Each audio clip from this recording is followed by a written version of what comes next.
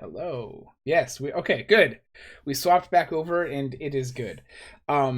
This for those of you who are of us that are watching the stream, like my players, you guys, it might help because I'm gonna let you guys know now the way that it's currently oriented is Casey in all of my things that I have set up is player one, Ethan is player two, Ben is player three, and Dave at High Shelf Gaming is player four, and I have it all set up with my buttons and how I am recording you in my notes. Welcome to Call of Cthulhu! I'm very excited to play this because this is my favorite role-playing game, and I've been setting this up for a couple weeks. The plan is to do some prologue adventures, some introductory things that will eventually lead into Masks of Nyarlathotep, which is very exciting. Two of you have played before, two of you have not, and I'm hoping that a lot of the people who are watching have not seen much Call of Cthulhu, because this game is freaky. So, does anybody have any immediate questions on what is Call of Cthulhu before I continue to rant? No. I got nothing. No? Rant away. Perfect. Call of Cthulhu is a horror investigation role-playing game typically set in the 1920s. This game will be playing, this particular session is early April in 1919. Casey and I were talking a little bit about Call of Cthulhu before the show started, and people know about Cthulhu, right? Like, he's very popular in pop culture, like, people know about him. And the thing to understand in Call of Cthulhu is that it is a horror game where your best friend and your worst enemy is knowledge. You cannot succeed without knowing things, and you will not succeed by knowing things. Information is both the key to succeed and also to fail, because the world is an uncaring and cold place. There are strange things happening out there, and it's your job to investigate them and figure it out and succeed or not. A lot of people say that Call of Cthulhu is a really high lethal game, and I tend to disagree with that because I prefer to have characters suffer rather than die, because dying is uninteresting. Starting with Casey, player one, who will be playing Dr. John Lucas. Can you tell us about him? Ooh. Your mic cut out. So we'll start with Ben, actually. Ben, can you tell me about Melissa? Sure. Melissa is a scientist. She's in her early 30s. She does not believe in the supernatural, despite it being the fad of the day. She always turns down invitations to go to seances and stuff because it's just a bunch of poppycock. She's a firm materialist. She is very matter of fact. Her assistants think she's pretty overbearing and stern. When she's not spending late nights at her labs, she is going on dates with her fiance Joseph, who is a rascal of a poet and the only one who kind of pulls her out of her own world of like figures and experiments and things like that. Excellent. And she is what kind of scientist is she? She is biochemistry. Yeah. I would think we have two scientists and a professor. And you filled in your significant people as your fiance, a rascal and a poet, and your meaningful location is your lab, where it always smells like formaldehyde. 100%. I keep telling them that it's not that hard to clean that up, but for some reason it always smells like that. It just keeps smelling like formaldehyde. Yeah. Very cool. Dave, can you tell us about Chris Parker? Yeah, so Christine Parker, she goes by Chris. She's a professor of geology at University of Massachusetts, and Chris is she's an interesting character. She's in her late 20s, so still relatively new to as a professor in academia. She's only been at this for a couple of years. She's a long way off from being tenured, but she has been involved with a couple of things that are notable in her life.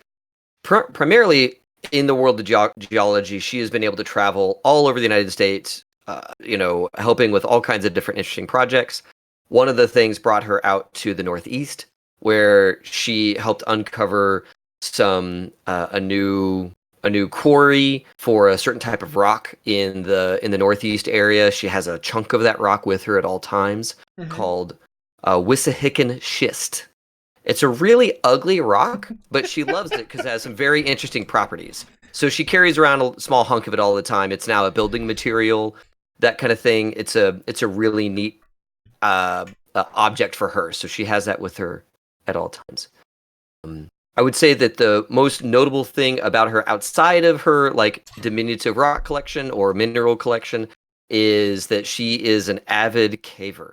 She loves spelunking, finding caves and exploring them on her own. If she has to, she prefers to bring someone else for safety reasons, just because caves can be dangerous and it's fun to explore with other people.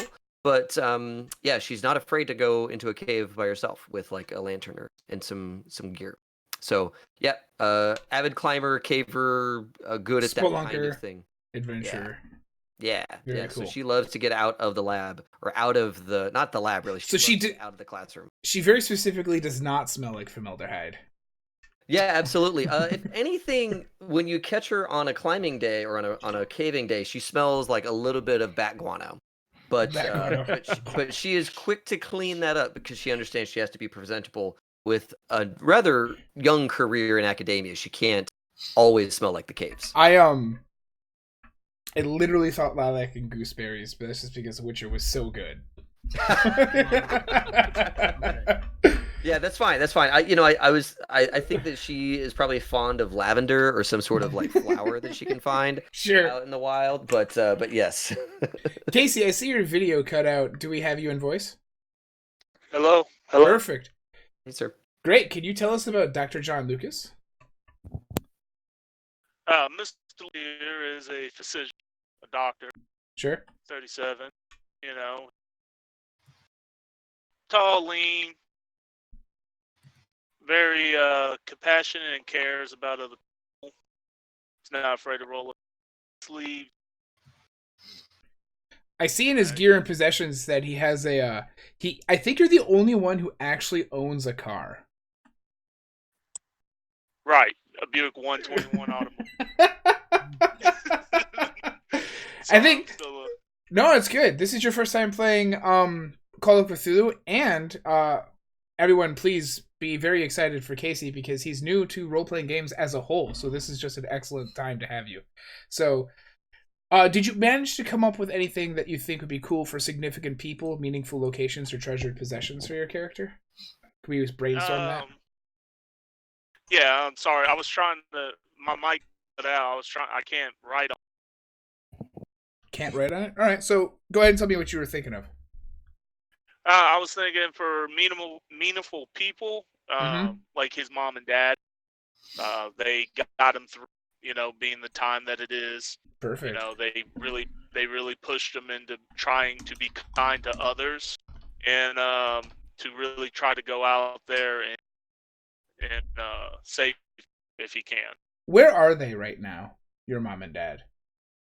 Down in the South. Okay, they're in the South. So why aren't you in the South, Dr. John Lucas? People of his stature aren't very well liked down there right now, and to be better off. Fair enough. Excellent. And then lastly, we have Ethan, who's playing Maximilian Hurst. Can you tell us about Max?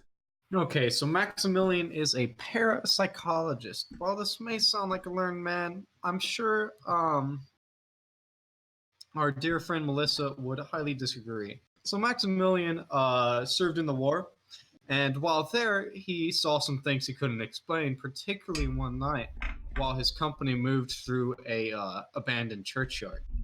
So, since returning home, he's devoted his life to seeking out these strange and unknown phenomena, and he really wants to be able to capture a ghost or something absolutely crazy on camera.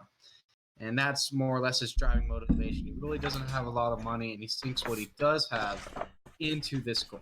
Are you the 1920 versions of like Taps or Ghost Hunters? I like to think of myself as Scooby.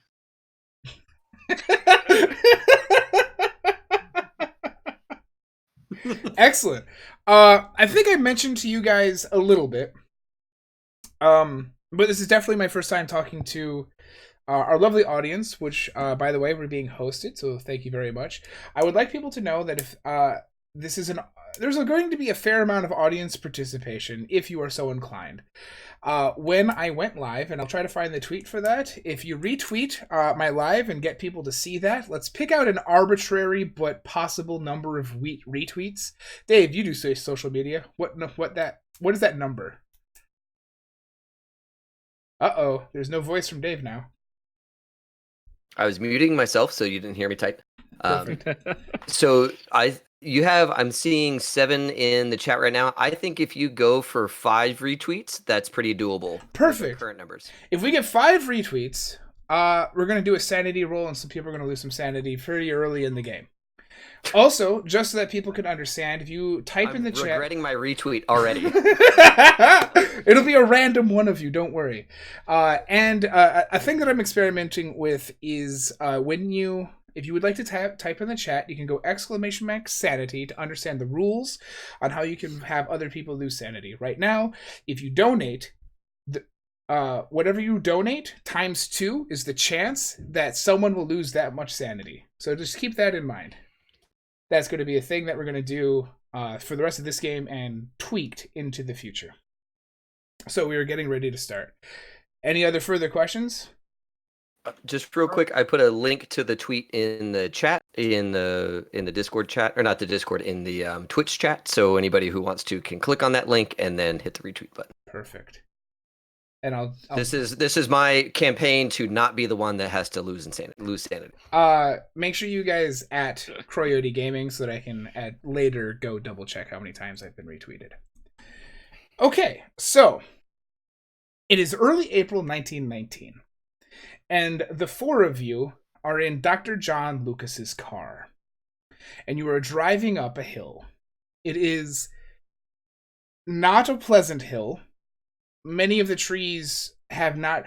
When you went through town, and the town was Danvers in Massachusetts, when you went through town, many of the trees were starting to bloom and start to get their life back in spring. But as you get closer to Danvers State Asylum, none of the trees have been reblooming. As you approach the asylum, you each remember how you've gotten here. And this is my flashback. A few days ago, you were contacted by someone named Jonah Kensington. Jonah Kensington has known each of you for various reasons that are affiliated to your field, or you're popular, you're well known. You're known as people who can get things done, but you never heard of this person before until you started to look him up, and you found out that he is the publisher for Prospero Publishing House. By the way, this is Call of Cthulhu. At any time, please take notes. You might need them. Jonah Kensington is the lead publisher of Prospero House, and he has contacted you, and he needs you to do a favor for him.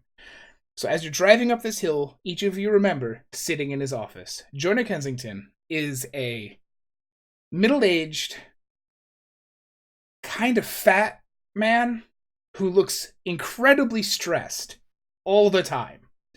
And he's sitting across from his desk from all of you.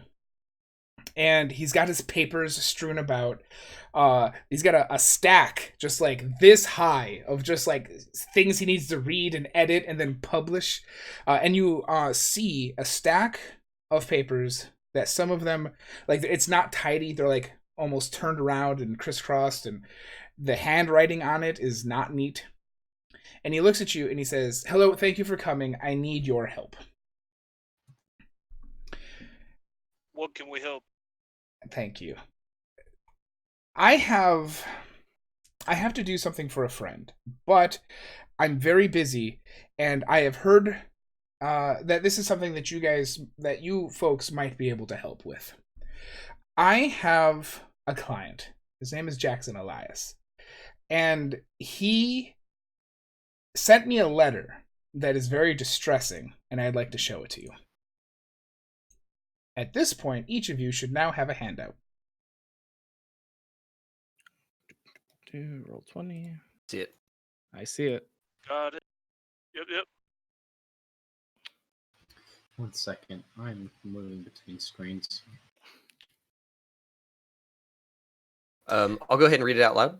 So it starts off, Dear Jonah K. As you know, I have recently committed myself to the State Hospital of Danvers for a little mental recuperation after my most recent foray that leads to the Sons of Death. I have made a terrible error in selecting Danvers. I am in great physical, mental, and spiritual peril here. There is a wrongness about this place. They will not let me leave. I must sneak this letter out to you as they read the mail here. Please come and recover me from this dreadful place. It would be wise for you to bring companions, as coming here alone is a mistake. Your good friend, J.E. Now, that is a distressing letter already, yes? Yes. Very much Absolutely. so. And then, not long after I received that, the next day, I got another letter from him. And you have this one. This one, the first one was written on paper, handwritten. This one is on stationery from the hospital. Interesting. Okay. And this one reads, for anybody who's listening and not viewing, Danvers State Hospital, 450th Street, Maple Street, Danvers, Massachusetts. Dear Jonah Kensington, please disregard my earlier letter to you. I was having an anxiety attack. Everything here is fine. Do not come here. I need more rest and counseling. Thank you. Sincerely, Jackson Elias. So, I don't believe this second handout. And I don't think anyone reasonable does or should. As It a does- doctor, sir, I can tell you right now that this is not standard protocol at all. This is not standard protocol. Perfect. Dr. John Lucas, let's take a look at you really quick because I want to see what skills that you might have that would be good for this. Because you can go ahead, and I think you just have a really high medicine. Yes, you do. Fantastic. So please go into your character sheet, and this is for everyone to understand. When you go into your character sheet, you're going to see investigator skills. You have a ton of skills. The way this game works is each of those numbers is your chance to do that. It's a percentile dice system. It's a D100. So John Lucas has a 70% chance whenever he does something medicine related. So the way we would do this in real life is we'd roll 2d10, two 10-sided dice. One would be a 10s digit, one would be a 1s digit, and then if you get 70 or less, then you would succeed at that thing. In here, you'll see that you have a purple die and a green die. The purple die, you don't generally need to press. You can just go ahead and press that green die for medicine. Where is that? So in your character sheet, scroll down and Yes. find investigator skills. They're in alphabetical order. Go ahead and find medicine. And the green die right next to it. I do apologize. It's in my character sheet, right? Mm-hmm. Yes. Oh, yeah, if you're in the thing, if you're looking at like Character bio sheet. and info, yeah, you Got got it. character sheet tab. There you go. Yep, got it. So we're looking for a 70 or less. And you got a 95. Ooh. Now, Getting Nah. the bad rolls out early, it's fine. it's good. Now, John Lucas, you know that, yes, this is probably not standard procedure, but you are a biologist and a chemist. You have absolutely no understanding of, like, psychology and those soft sciences. This is totally standard procedure. It's a little weird, it's annoying, but nah, he knows what he's doing. This doctor.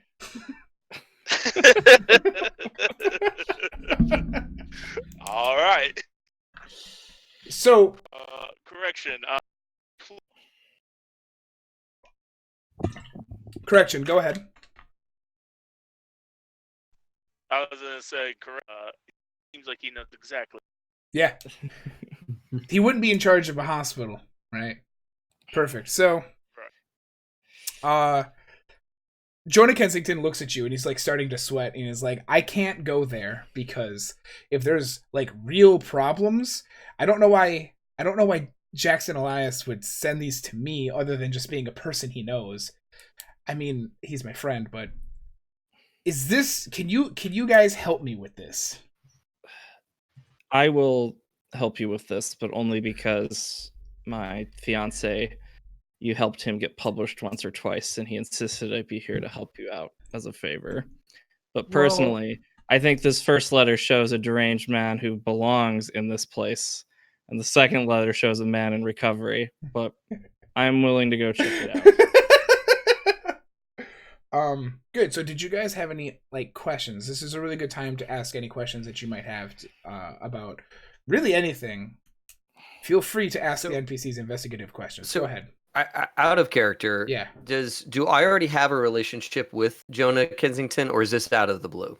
This is out of the blue, but you would have done something that he would know you about. Okay. All right. Cool. Gotcha. Okay, I'm gonna ask the man a question. Yeah. I'm very interested in this asylum. This sounds like a great place to go and find some ghosts. What is this asylum? What sort of patients is it known for taking? Are these like criminally insane, very dangerous men, or? This is Danvers State Hospital. It's been around since the last of the 1800s. Hospital. Well, it accepts the addled and the vegetative, probably some of the criminally insane. I assume that it just accepts everyone who shouldn't be out and about, and that's quite a range, you know. Okay. Very true. But if you're I have a looking, character question. yeah, go ahead. Oh, I was just gonna like make stuff up occasionally, like my fiance connection there, and I'm just checking that's okay Yeah, with you. I love it. If I just make up things like that, okay, cool. What was your? He published a poetry book of your husband's. Yeah, he helped my husband make connections to get published, whether it was through his company or another. I don't know. I love it. I don't read that stuff, so I didn't really pay attention. You stay out of your husband's work. Yeah. I mean, I read what he shows me, and I show the correct and proper amount of interest in a loved one's work. You are well-meaning and supportive. What Yes. is your intention with your friend? You've gathered us together to, I gather, go to this hospital, but to what end? Do you wish to see your friend released from the hospital, or Yes. Well, if he's assessed? if he's in danger, he clearly needs out. So the only reason why he's in the hospital in the first place is because he checked himself in after his last book, Sons of Death. And Oh, that's a book. yes, and he pulls out a drawer and grabs a book called Sons of Death by Jackson Elias, published at Prospero Publishing House. May I have this? Yes. We see a copy of it. Okay. And he gives you a copy. I'm of Sons gonna of Death. check it real quick. Is this like the first edition? Is this the sign? Is it signed? Like, I'm just gonna go to the title page and check to see if this is the first edition. Yes, in that it is the first print run. Okay, so it's the very first. So it's not even just the first edition. It's like first print, first edition. Boom, right? Yeah.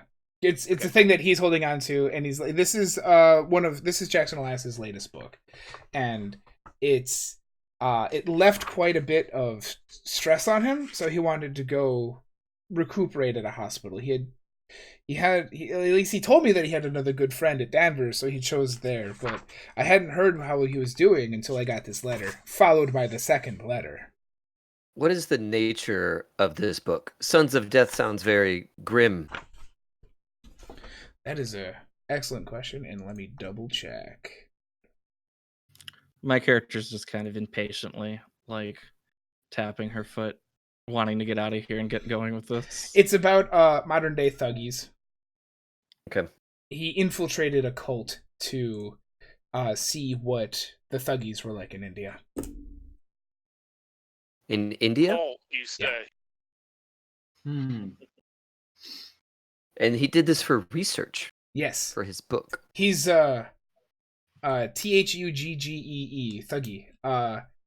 It is where we derive the word thug, and it is a type of gang, but Jackson Elias had some suspicions that it was cult-like. Jackson doesn't believe in any magic or mysteriums, but he believes that other people believe in these things. And he kind of like looks at Maximilian Hearst. So he's had a number of books, but his most recent was Sons of Death. Well, clearly your friend does sound somewhat in trouble, and my mother would be just ashamed of me if I did not go and help. So I will. Thank you very much. I appreciate the help, and please contact me. You can bring him back here, or if something happens, you need to flee, just let me know that he's safe. And thank you very much. If you end up being friends with Jackson Elias, he seems to make a lot of friends, so he'll probably be useful. At least he normally is for me. He brings me good books, but he refuses to type them. I have to type them.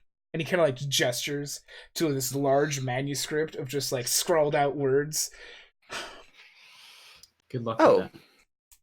In his manuscript, are there things that you don't type? Things in the margins, that little notes that he leaves to himself? Yes. Those would be trade secrets, but on the whole, I can say that I make the stories more believable. She kind of eyes the stack of papers, and you don't think there'd be anything useful in this stack of papers regarding his infatuation with this cult that he spent a great deal of time with? I don't follow you. This happened last year, and he's done. This is his writings on his next work. Oh, what are the papers for Sons of Death? They're in the archive. I'm just doing some idle editing on his next work. He had been sending me a couple things, but the papers died after he went to Danvers. Are we good? What is the name of this gang? Well, that gang was the Thuggies. Thugggees. Oh, they called themselves the Thuggies. I thought that was a type of gang. Okay. All right. Anybody else have any other questions for Jonah Kensington? I have a single question. Yeah. You're good friends with Jackson Elias, Jonah? I am. And how long has Jackson been at the state hospital? Oh, a couple weeks, maybe going on a month or two at this point. I thought you haven't visited him before now? That seems odd for a friend to not at least pay a casual visit. I have been very busy. No, I get that. I'm busy as well. I'm still working on the latest government grant work, but it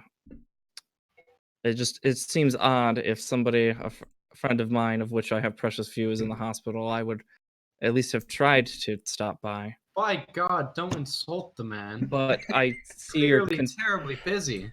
Do you see this work here? And I have been publishing Jackson since 1910, Melissa. There's one thing I think we certainly need. Do you have a photograph of the man? Otherwise, we are simply going around on the records, and if there's anything not on the up and up, we might not be able to trust that. Why, that is an excellent idea, and I do. Give me just a second, and I'll bring that in. You turn over the book that he gave you, Sons of Death, and he's got one of those like author type things. Oh, with a little blurb about the author jacket of them. Yeah. Let's see here. I did not expect this, and I love it because it allows me to use my NPC section. You're just excited to play with all your new toys. I am. All right. Can you see that? That is Jackson Elias. Yes, it just took over my screen. We might have had to inspect the book, and we would have failed that roll. Oh yeah, excellent. All right, that is quite helpful. Shall we be off? Perfect. And then that is how you remember your meeting with Jones at Kensington as you are driving up to Danvers State Hospital. And I'm thumbing through the book while we're driving. Mm-hmm. It's been a couple days since then. Perfect. Yeah, and this was the copy out of his desk, right? Like his copy. Yeah, it's like awesome. his copy from Jackson. It's like written into. It's now Krista's copy. There are underlines, there are notes in the margins, there are questions that she's asking herself.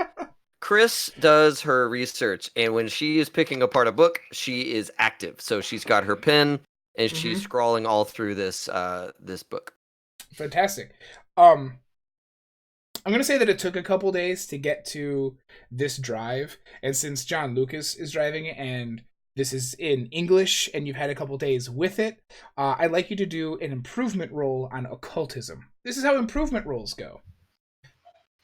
Whenever you're trying to succeed at a skill, you want to roll less than that number. An improvement skill says that you're trying to roll higher than that number to prove that there's something to learn. So go ahead and roll on your occult, Chris. Okay. Now I want higher than that number. You'd want higher than that number. And you got... My number is a 5. And you got a I 56. rolled way above a 5. Perfect. Go ahead and roll a d6. Okay. So that's just a... Slash roll 1d6. Yeah. Boom. You may add that to your occult roll because you spent a couple. Oh wow! Because you've spent a couple days with this book and you read it and you were actively reading it. You get to learn a little bit about occultism through Jackson Elias's time in India researching the Sons of Death, the Thuggies. Sure, right. You roll below an 8. Yeah. No, I'm still not going to be, knocking out of the park. But cool. At least I'm not insane yet. That was the thing I was a little worried about. Oh, that's true. Let's it worked out. She would pass the book around a little. Yeah, I mean, if anybody else is interested in it, she would absolutely share. She would want the first read through, but after that, it'd be fair game. I'm not interested in that drivel. Terribly interested in this, especially considering how he infiltrated the cult. So can we real quick check, Dave? I didn't see your link to the tweet. Do you see how many times that was retweeted? Oh, so if I look at your tweet, it's only, as I look at it, it's been retweeted twice. Cool. That's good enough. So let me pop that link back into the chat so that folks can click on it. I think it may have gotten blanked out. Yeah, I also see 2 retweets on that one. Okay. But I'm looking at Twitter. I think you're doing it. You have some sort of like auto tracker. Is that right? Yeah, it's getting censored in the chat, and I don't have time to change it right now because it's a thing that I have to find. But if you could send it, yeah. Could you PM it to me? Oh, I see. PM it to me? Yeah, I can PM it to you. Do you want it in Discord or where do you want it? Yeah, Discord's fine. All right. Ba ba ba ba ba ba. Where are you? There you are. All right. Now my webcams are gonna freak out for just a second, guys. And then we're gonna pop back over here. Crazy! Yeah, crazy. Right? Whoa! Everything is nuts! Okay. No star wipe? Now this is where we all should have frozen and just been like, you're stuck. Yeah. Right? Yeah. Yes, that's right. Alright, so go ahead. Somebody was saying something to me as we were driving up to Danvers. We were talking about the book a little bit, so yeah. I think Maximilian was taking the book for his read through. Right. He's gonna give it a solid read. I'm sure he's interested in the occult. Since it's closely tied to the paranormal. There's tons of questions. She's like, "What is this?" And these are like probably terms that Maximilian's very familiar with. Yeah. But like she has no idea. So yeah, there's probably, you can just see how little she knows. Like all the notes that put in the book. The frequency with which Jackson Elias uses the word medium as something other than between small and big. You're like, what is going on? Yeah. Exactly. Maximilian would lean over and just kind of give a small smirk and be like, peasant.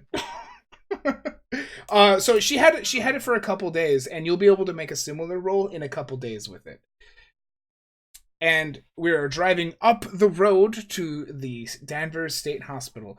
To better explain what it looks like, as you're going up this road, and it bends and it curves just a little bit, there is a 10-foot high wrought iron fence that are all, like, the posts are spiked. And you drive up to a main gate. And you saw the hospital from another direction as you turned a corner to come up to it, and you saw the fence on that side as well. So you surmise that this is an enclosed grounds using this very large, very formidable, dangerous fence. And as you drive up to this gate, you see 2 orderlies, and they are quite large. People can give me a intelligence roll. Sometimes go ahead, just at the lot of you can click that green die next to your intelligence as well. Sometimes you can use this is called a no roll. Perfect. So as long as one of you succeeds, which I see that someone has, perfect, then you'll be able to share this information around, where basically what you know about this, because you guys are all very educated and you deal with stuff like this, is that oftentimes the staff in these types of places are hired less for their nursing capabilities and more for their size. So you find 2 orderlies who are large. And so yeah, her not knowing what's going on is going to say, Jinkies, those are some big fellas. yeah, and they got like the scrubs on and just like rolled up sleeves, and they're just outside. And you stop at the gate. And one of them comes around to the driver's side and peers in. Hello, how can I help you? How you doing, sir? We're here to visit a dear friend of ours, Jackson Elias. Elias. Do you have an appointment? Sir. She looks back behind us on the road, the deserted road. She says, I believe you'd be able to fit us in. Seems like you have a light schedule. And she is sassy. The one like who's next to the driver's side window looks over to the other one who's still at the gate. The one at the gate looks to the one at the window and then looks back behind Lucas towards Chris in the back. All visitors have to report to Dr. Berger. Yes, that's fine. Let's just go meet the man already. I They- appreciate it, sir. They sigh. He moves. They open up the gate and it squeals. It's loud and shrieks, and they just wave you on through. And I assume we could progress? So yeah. as a geologist, she's a little out of her element. Are at the very least, is this like ground on stone or on like? Does she have some sort of like knowledge of this area's geography and geology? Really, not geography. The geology of this area that would maybe distract her a little bit from the creepiness of this place. You have geology, right? Of course you Yeah. do. Go ahead and roll that. I better have geology. That's what I'm saying right now. It's one of your additional skills on the right. Oh, additional skills. Science, geology. Oh, I'm really good at this. Yes, you are. Oh, good. So let me explain what just happened. In this game, you need to get that target number. For him, he has 80 in geology. Half of your skill, which for him would be 40, means that you've done a hard success, which just means that you did it, but better. And then when 1/5 of that is your it's called an extreme success, which is kind of like a critical. So you rolled a 27, which means you get a hard success. You are frustrated, right, that there's no like caverns to go spelunking in, but you are very familiar with the general geological formations and structures that would be around here and the types of rocks that you would find, which is why it's very interesting that as you're driving up the hill towards Danvers, off to the side you can see a small little artificial man-made lake, and next to that lake is an amphitheater that you can immediately tell is made with stone that is not from here. Oh, wow. Okay. Keeper Croy, what was the doctor's name? Dr. Berger. And I was wondering if my character could make some sort of roll to see if they've come across that name in any papers they've read when doing their own research and grant work. Everyone except Maximilian can roll education on that, because Maximilian is not a particularly educated, learned person in this field. Not like a Gotcha. doctor. So, Dr. John, Lucas, Melissa, and Chris, you can all roll education. Maximilian feels That's vaguely insulted. DU, right? Yep, EDU, absolutely, and you can roll that green die. From somewhere across the voids of time, Maximilian feels attacked. Well, I've never heard of this person. I couldn't care less. Dr. Berger, Yeah, who is this guy? Whatever. just some low-ranked Berger at this random hospital in the middle of nowhere. Casey, and then Dave, did you want to roll on this? Yeah. Sorry, I was just making notes. She doesn't mention the thing about the stone. That's interesting to her, but she knows well enough that folks don't like it when you overshare your specialty. Sure. So she doesn't. So, I'm sorry, explain. So I got a hard, so how do I roll that again? No, that's it. You got a hard success, which means that you succeeded really, really well. And in just a moment, I'll be able to share the results of that. And I'm doing Gotcha. education. Sorry. Oh, duh, Yep, at the yep. top. Yep, Edu. All right. So, and this is something that you'll be able to share, but because of the hard success, you are aware of Dr. Berger. He has been a doctor for quite some time. You know that in some of the articles and peer-reviewed essays that you have read in passive interest, he has shown up in them, but you also know that he has stopped producing articles recently. And Casey, Dr. John Lucas, is because of your hard success, you realize that that's because the scientific community tends to believe that he has become very, very stressed and overworked by managing the Danvers hospital so that he hasn't had time to do this. Okay. All right. And you don't want to share that about the amphitheater yet? No, that's just one of those things that if it seems relevant later, she'll mention it, but nah. All right. That's just nerds talk, and she's not with her fellow nerds. It is nerds. Yeah. All right. So now I need everyone to give me a power roll. POW. Power roll. And that's the green dice. Yep, always the green. Ooh. Is that a skill? Nope. No, it's a basic set. Oh, I see it. I see it.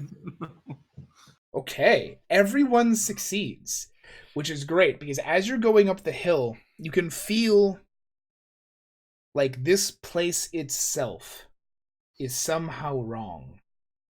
And John Lucas, with your extreme success, like everybody gets that sense, like you feel yourself stop breathing as you're looking around, something here is strange. But John Lucas specifically gets the sense that not only is he being watched, but the thing that's watching him doesn't care that he knows he's being watched. Well, that's not ominous at all. Maximilian giddily picks up his camera and is ready to go. Oh man, we got ghosts. You see Maximilian. He takes out his bag. He's got that thing in his lap. He's ready. I feel like everyone in the car all at once. Maximilian, can you please put that away? Because whatever it is, does. I feel like everyone in the car, right, like shares a look and then looks away from each other, and then he raises his camera. Yeah. I was feeling on window. She just averts her eyes down and pretends to read the book while this happens. I was feeling uneasy, and I think it's one of our present company that's making me feel that way. The sense of wrong and foreboding is that I have a shutterbug with me. So you guys reach the top. It's got one of those like fountains out in the front, right, with like a circle drive. You find an easy spot to park. You can get out. You can enter the hospital. I think that I would like to walk around a little bit. Sure. Before actually entering the hospital, I want to get a sense of what else is on the grounds here. I know there's the hospital and this amphitheater and the man-made lake and this 10-foot wrought iron fence all the way around everything. Yeah, everything. Are there other buildings? Are there other like notable structures or items? there was an extra little map here that, oh good, let's see here. No. But what I will tell you is because of your hard geology success, which is super awesome, right? So you get out of the car and you realize that the grounds are quite large. It would not be easy or really possible to walk all of it very quickly without drawing attention to yourself. Sure. But you can also tell that the hospital is at the top of this hill. So it's not like you need to go very far to see everything. Gotcha. There's the wrought iron fence that surrounds the hospital in its entirety. But again, you see that lake, and the only, other than like sporadic woods and a few trees, the only other like structures is an obviously artificial lake. And next to it is a path that leads up to the hospital. And that path leads, what's next to it is the amphitheater that is made of stone that's not from here. And from here, you can tell, do you know what an amphitheater looks like? Like how it's a semicircle? That's like the old Greek style, right? Where it's like steps and seats built into the hill, and then you've got like the stage is down below the audience. Right, exactly. This amphitheater, the seats are facing the lake, and the stage has, at least from here, you can see lots of like loose stone, not quite gravel, just like refused rock chunks.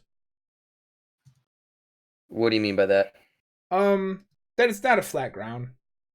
Like, you know how gravel is like discrete small pebbles that you use on purpose? This is like some stone has been sheared and pieces of it are left behind. Gotcha. Oh, okay. Gotcha. And this amphitheater and man-made lake, this is all inside the wrought iron fence. Correct. Okay, so this wrought iron fence is pretty large because it has this whole hospital, which the picture you're showing here is the hospital, right? Mm-hmm. Okay, so it's this giant structure. Yeah, it's huge. And then this man-made lake, not a pond, but a lake. Okay. Croy, there were a And then few an things amphitheater. I would like to do. Yeah. So I'm looking around, and of course, I get my thermometer out because who wouldn't upon stepping onto the hospital grounds? And I'm getting a bit of a base reading, for reference for later. Just in case something gets off later, I need to have a reference point. I just sigh and I'm look a away. scientist. What is Ugh. an unsurprisingly chilly number? Like 64? 5. 5? I don't know. It's Boston in winter. It's like springish. Yeah, it's April, right? Yeah, it's April. Early okay. April.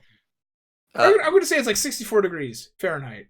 So it's about a normal temperature. Yeah. Maybe on the chilly end. But you did go up that arduous trek up the hill. Right. The air is thinner up here.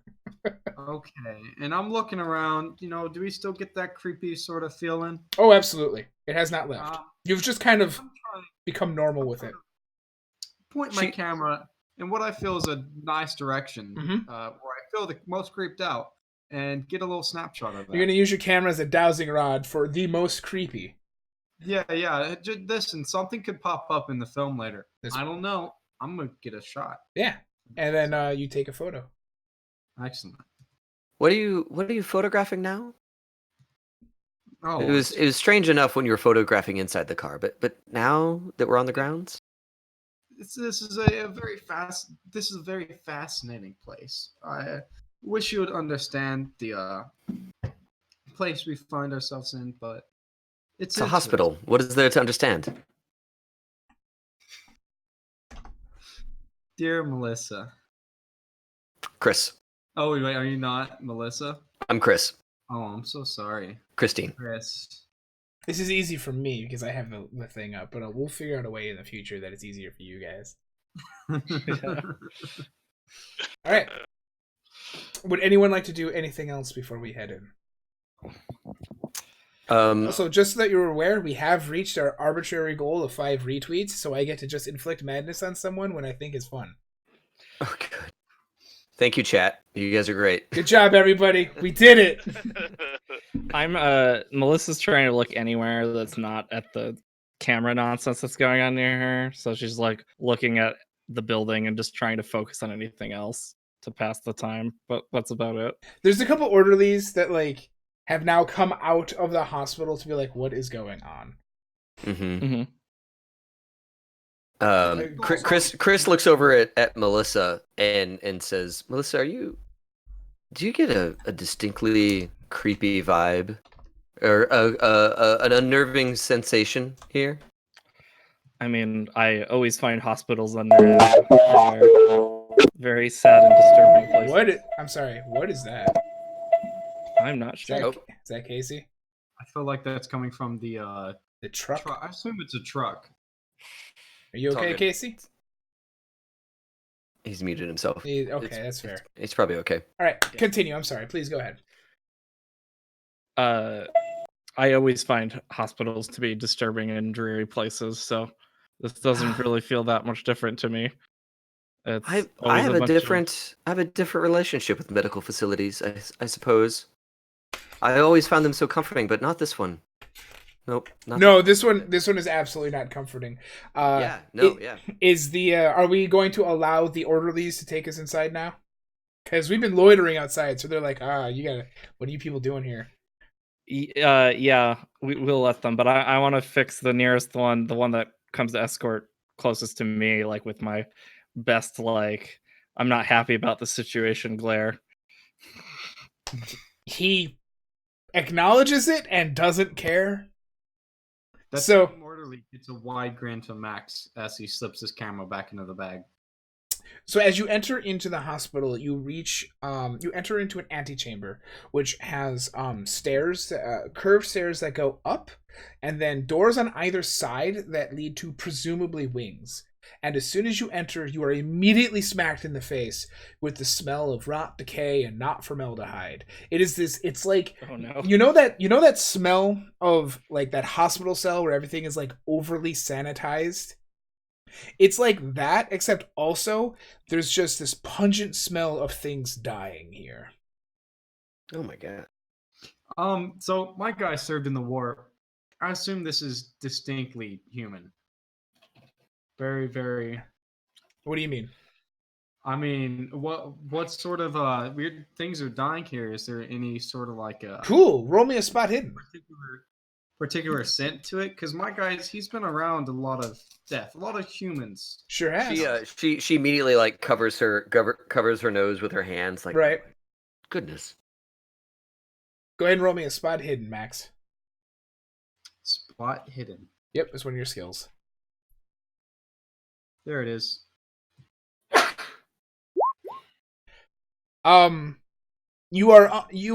So we can. I'm going to introduce a new thing that we can do in this game.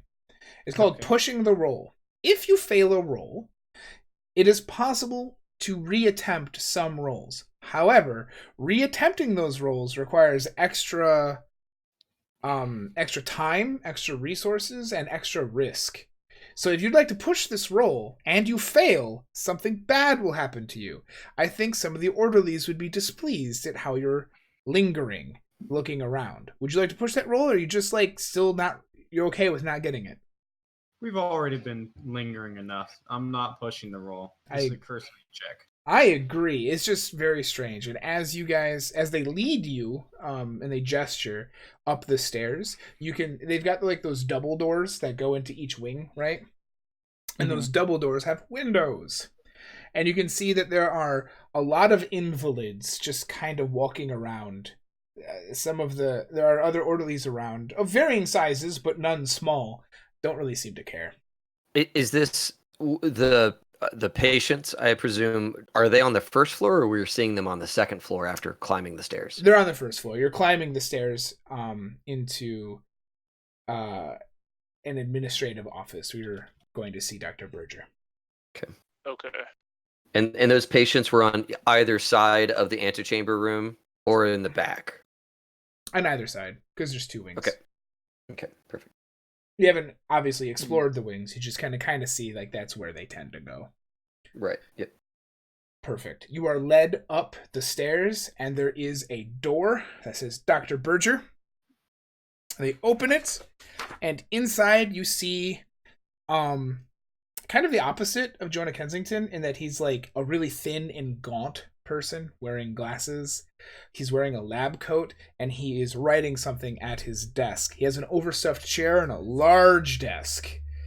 And this room is like much, much cleaner, nicer, and organized than obviously the rest of the hospital. And doesn't smell like death and decay. No, it doesn't. It actually smells like nothing. Oh, Yeah, okay. she immediately like takes her hand away from her face. Oh goodness, thank I put down my Whew. handkerchief. This Alright. is the fragrance of your establishment is potent. He just kind of like looks up at you. You get used to it, and then he goes back to it. I hope that I won't. How can I help you? Why are you here? Melissa steps forward and is like, "Hello, we're here to visit a friend of Jackson Alliance who's a patient here. We received a letter that he's doing just great, but we just wanted to check up on him while we had some spare time. We're sorry for dropping in out of nowhere." It is nowhere from which you drop. And as you mention Jackson Elias, his writing like kind of stops for a second. Yes.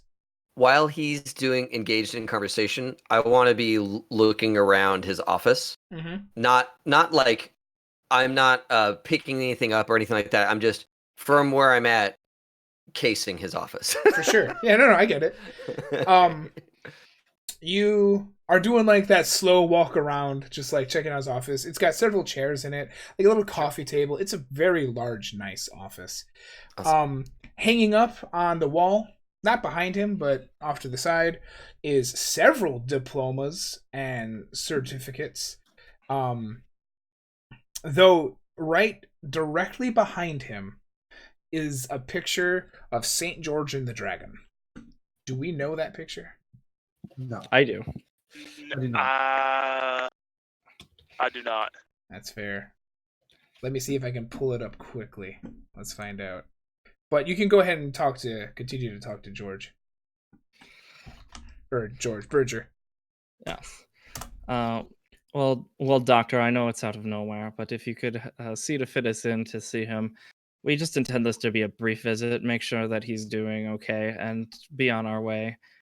We don't wish to linger and interfere with your work. I know I don't like my own work interfered with. Well, I assure you that Jackson Elias is comfortable and fine. With all due respect, Doctor, his friend sent also me up here to check on him. From one doctor to another. From one doctor to another. I think it would be okay if I would just take a look at just to make sure, so I can give him some mind.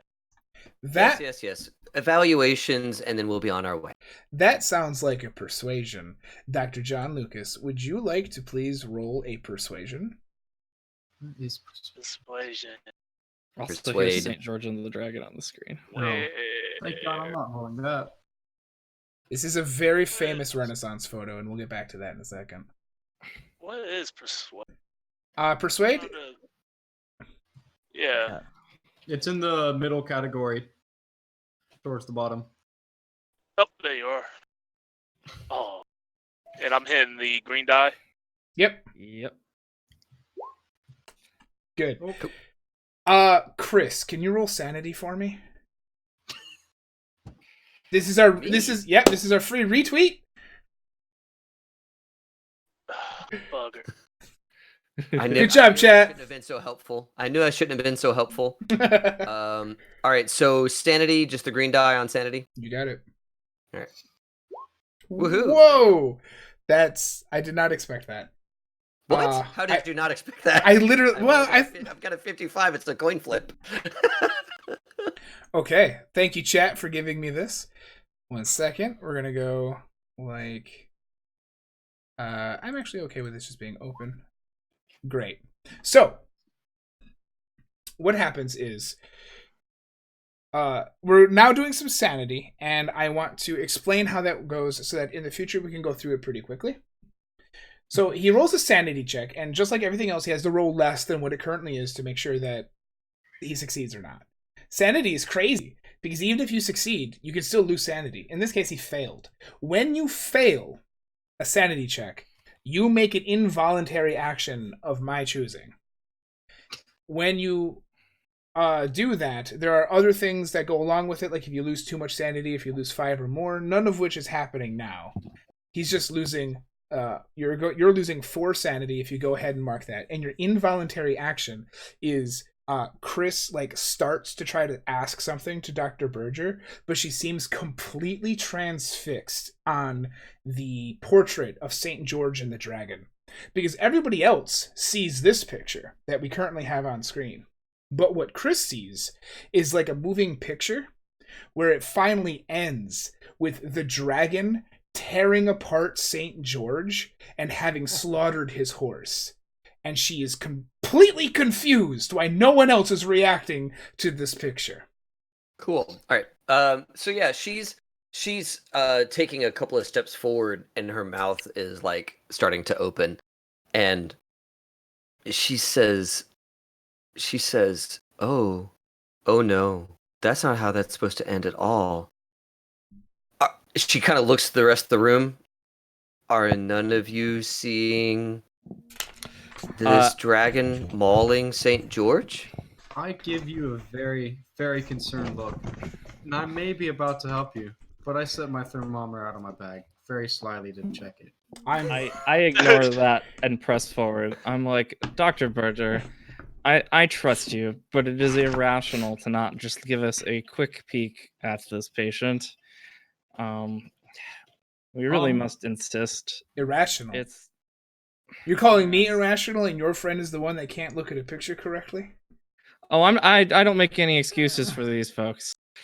Honestly, I think a couple of them should be here in your care. Respectfully, Doctor, we do have some news we would like to take him. Of course, he's been in here a while now, and we would like to take him news of his family. Guys, I also slipped my thermometer away. I will. I'm sure that would be acceptable, right? His family, his insurance company, his publisher. His publisher. I'm happy to allow another persuasion roll from anyone at this point. Most people have talked to Dr. Berger. Okay. Can multiple attempt it, or is it just one person? Can I aid someone else's roll? Yeah, you guys kind of did that. So the way that this would work is whoever's going to roll it is going to roll the purple die, because they have advantage. Okay. In the real role-playing game, you'd roll 2d10, and whichever 10s digit is better for you, you'd take.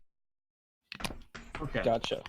I have a 30%, so I will assist whoever's higher. I mean, that's better than me. You should do it. Oh, God. I'll And assist. Well, Doctor can roll, if you'd like. Oh, yeah. Yeah, I think I have like a 50. Let me double check. Check your persuade. Chris is transfixed with the picture. She can't possibly talk. Melissa's No, not really I good wouldn't. at I wouldn't dealing want her with trying to people. convince this guy. Yeah, you're kind of insane. And Maximilian, No, it's she has Actually, a no. persuade of 10, my friend. She's Oh, not well, persuasive. Yeah, you are. What was your persuade again? 30 or 35? Just roll your persuade. Man. Alright. Don't worry about his. And I'm using the purple die. Yeah. The green. Go for I it. thought it was was it the purple or the green? In this one, it's going to be the green, because the way this one looks is Casey at just so you guys can understand how this looks. There is the 0 is just normal flat roll. The +1 is with advantage, which is still a fail. Gotcha. So we still failed to persuade him. We still failed to persuade him. So Dr. Berger is now resolute, and he does that thing where he stands up and pulls his lab coat down just a little. Was I believe that you have spent enough time here. Jackson Elias is comfortable and in care, something that I don't think would happen if either you saw him or took him from this place, which you claim not to wanted to do yet, but I don't trust you. It is time for you to leave. Can we at least get a signed affidavit that he's okay before we leave? He grabs a loose leaf paper and it's J.E. is fine, Berger. Here?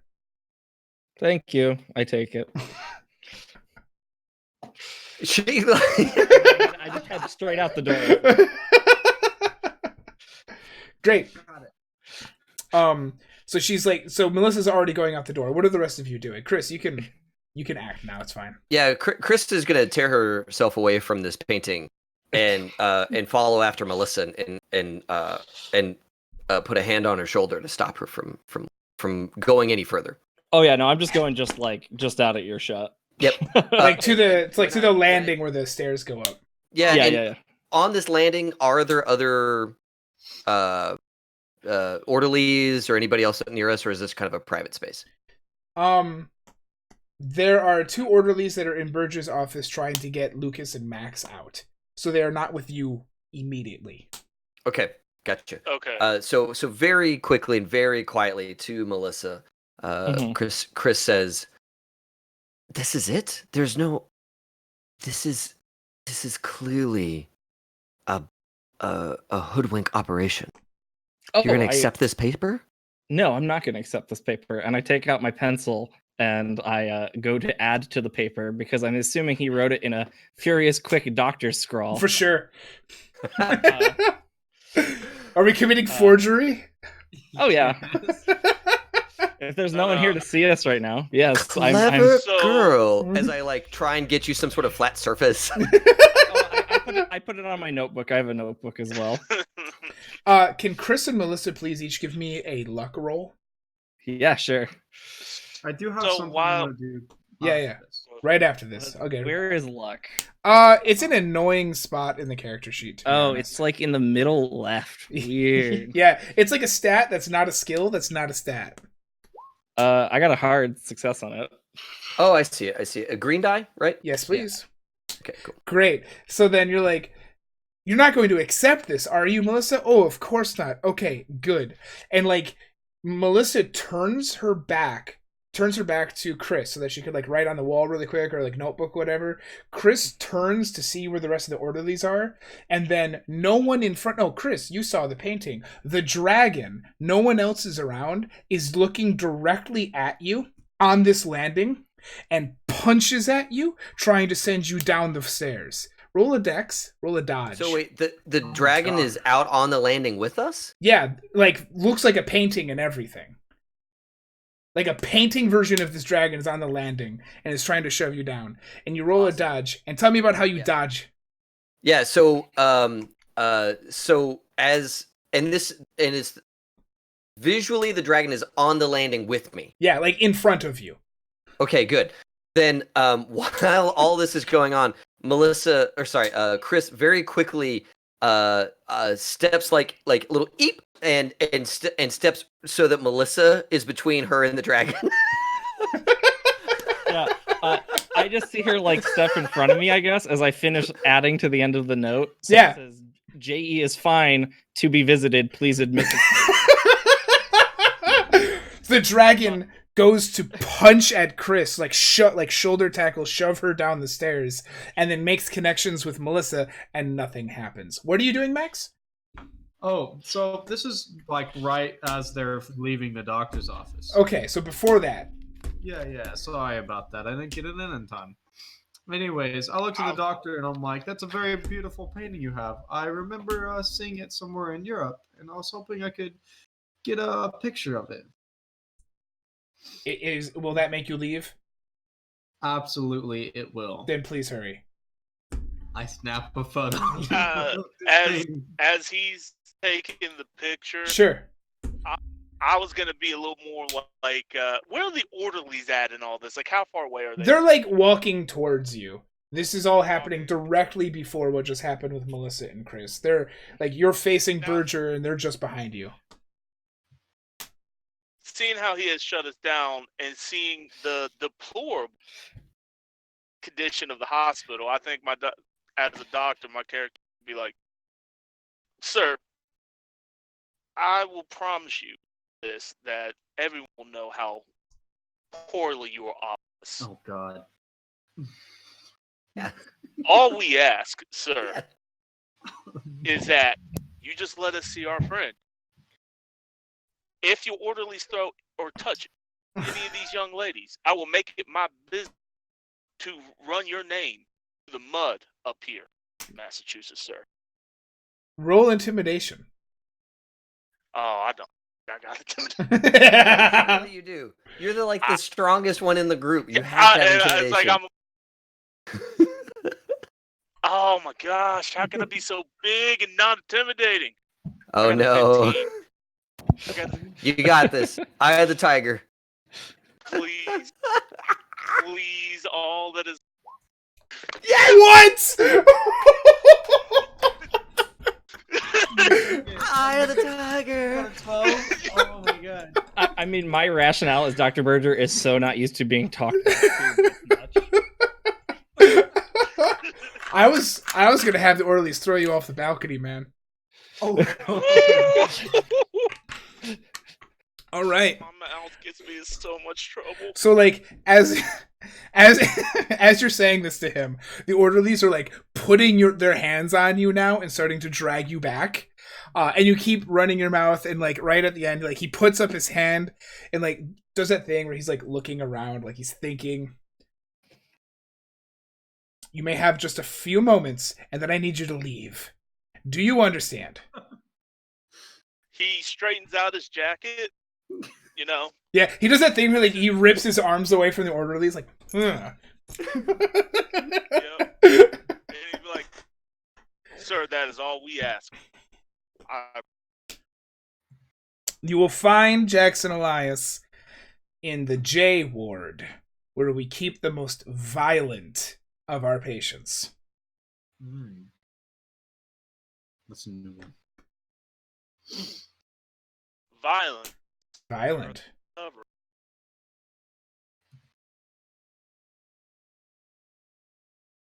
So, Ben, I really liked what you were doing, but I don't think we need that anymore. I don't know that yet. I'm just stuffing Yeah, the note that in my goes into the notebook for notebook, now. and we bring that up later. Yeah, right? So then the whole dragon thing happens, and then Max and John are out here on the landing. The two orderlies swiftly behind you. That sounds right. I'm looking at oh, I just forgot the character's name. I was just looking at it. I was just looking at Chris. Like they're crazy because they just like stepped in front of me and had a look of like terror on their face or something. Yeah, she did. Like- And she was looking past you. You know, but you were busy writing, so I don't know how much of that you really saw. You know, which is way more important than dealing with the dragon. Yeah. Yeah, Chris will happily put somebody else between her and the. I'm just the assuming major threat. she's squeamish about a forgery, which means she wouldn't make it in the world of academia and science for long. I wonder if this is how she publishes most of her papers. All right. So they lead you down the stairs. We're good with that? Yep. And they start to take you through one of the doors. Like they go back down into the antechamber from which you first entered, the semicircular room with the stairs, and they take you through one of the double doors that you looked down earlier. They lead you to J ward, and it is a gross and disgusting time. Yeah, handkerchief back out, covering the nose. Maximilian is unfazed. He's done this. Same here, being a doctor. Sure. Not making eye contact with any patient. Yeah. Following the orderly right in front of me. Making sure that I'm not too far away from the orderlies, that kind of thing. Can I have everybody please roll me a spot hidden? Sure. Why just for you, Croy? Just for me. Our secret. Ooh, boy, an extreme. Oh, he's got it this time. He's ready. He's ready this time. Oh man, he's like, there is ghosts and nonsense to be discovered in this hospital. Camera time. Camera time. So he's leading you down not like twisty corridors. They're all like at sharp angles, but there's definitely like you start to become lost as you're going through these. And flanking you as you're walking down the hallway before you get to like another wing, you know, think of them as like hubs where you go into additional rooms, is just like rows and rows and hallways of cells where they keep the patients. Many of the patients are just walking around. However, as you get closer to the J ward, many of the patients are kept inside their cells. This is important because you find a lot of them are like missing fingers or they're scratching things on the walls. One person is just rhythmically smashing his head on a wall. But as you're walking down, Max notices in an open and empty room, as the rest of the group is still going, you see the toilet that's in it, which is the size of a normal toilet. something has moved inside of this toilet. Like you're like walking down the hallway, and out of the corner, you're like, "Excuse me?" As the rest of the group is still going, and you look in this room. Okay. The orderlies are with us, correct? Yeah, they're leading the rest of them. You're like momentarily by yourself if you wish to be. Okay, so very quickly, check my thermometer, and I snap a picture. And can I roll some kind of perception to get a good, better look at this toilet? I mean, you've got an extreme success. I'm willing to just let you go in there and look at it. Okay, I'm going in there to look at it. It was, yeah. You're like, yeah, you're doing that thing where like you're in the middle of the group, right? You see a thing, the group passes you, and you're like, "Whoop, let's go check this out." Exactly. And it's a dark cell, so it was hard to see what it was to begin with. But when you like get closer and you have your camera ready, you can tell that it was a large tentacle. But that's strange because the tentacle that slithered back into the toilet that caught your eye, it's kind of like when you're driving, right? And you see a changing light and you're not sure if you just like saw it for the first time or if it was the changing of the light that drew your attention. You can't tell if the moving of this tentacle is what drew your attention to the toilet. And the tentacle is much larger than what the toilet should be able to hold. So that doesn't make any sense. But when you look inside, you can see ripples as if something had just gone inside. Oh, I've got the heebie-jeebies for sure, which is a good thing for me. Is there anything abnormal about since I assume I didn't get to snap a good photo of it. Not of the tentacle, but you can definitely get a picture of the toilet with ripples in it. The ripples are slowly dissipating. A picture of that, which could be anything, Yeah. but this is just record keeping. Sure. And I check my my thermometer since it's one of the tools that I have. As you check your thermometer, you can tell that it has dropped significantly. And it is cooler in this room. And it is strange because when you turn to leave this room and catch up with the rest of the group, the door wall has this like, you know, when you have stone and you rub stone on stone, it leaves a white marking behind. Yes.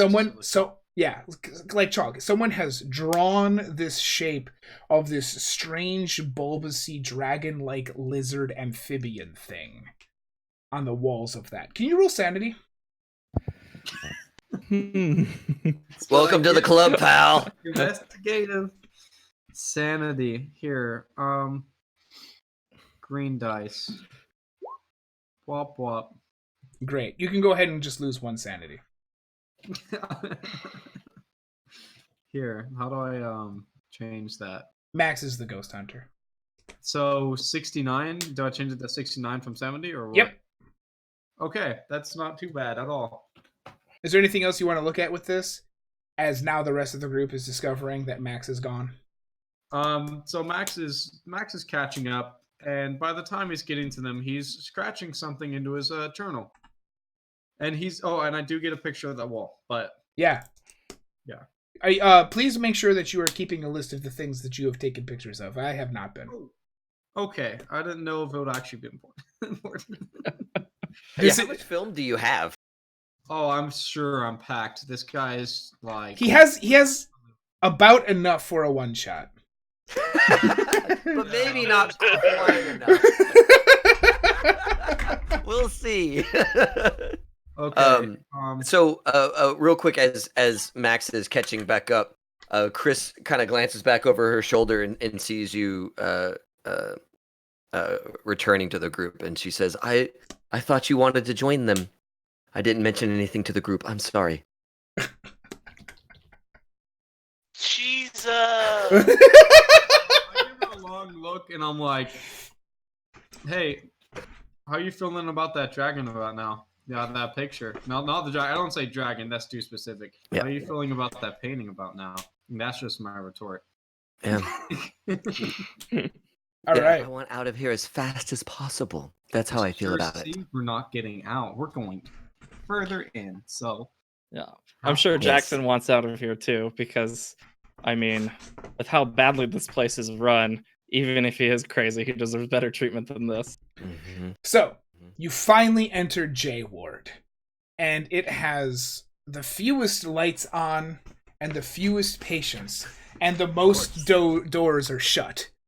You hear the groaning and sobbing and screams of a few rogue people inside their cells, and the orderlies lead you to a shut door which has a window with those bars in it.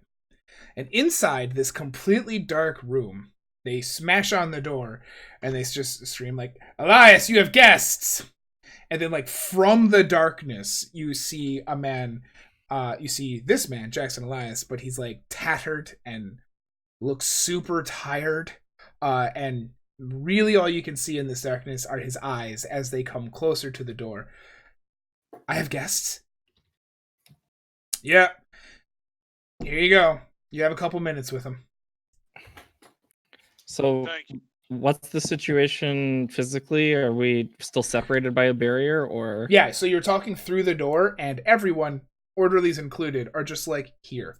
We're gonna have a 4 plus 5 plus 2 is 8-person conversation through a door. So there's how many orderlies? The two of you, the two of them, plus the 4 of you and Jackson on the other side of the door. Gotcha. Is there any way- And is the door solid so we can't see Jackson? We're just hearing his voice. The door is solid window. except the window. Okay. Okay, so it's not really possible to sneak something through there. Not anything large, and definitely not while the orderlies are here. Yes, got it. Understood. Are these the same orderlies that were in the office, or are these new orderlies that have been taken it? Same from the told to office. take it? The ones that grabbed John. Yeah. So they're really not up for my. Well, Is his mouth going to get started again?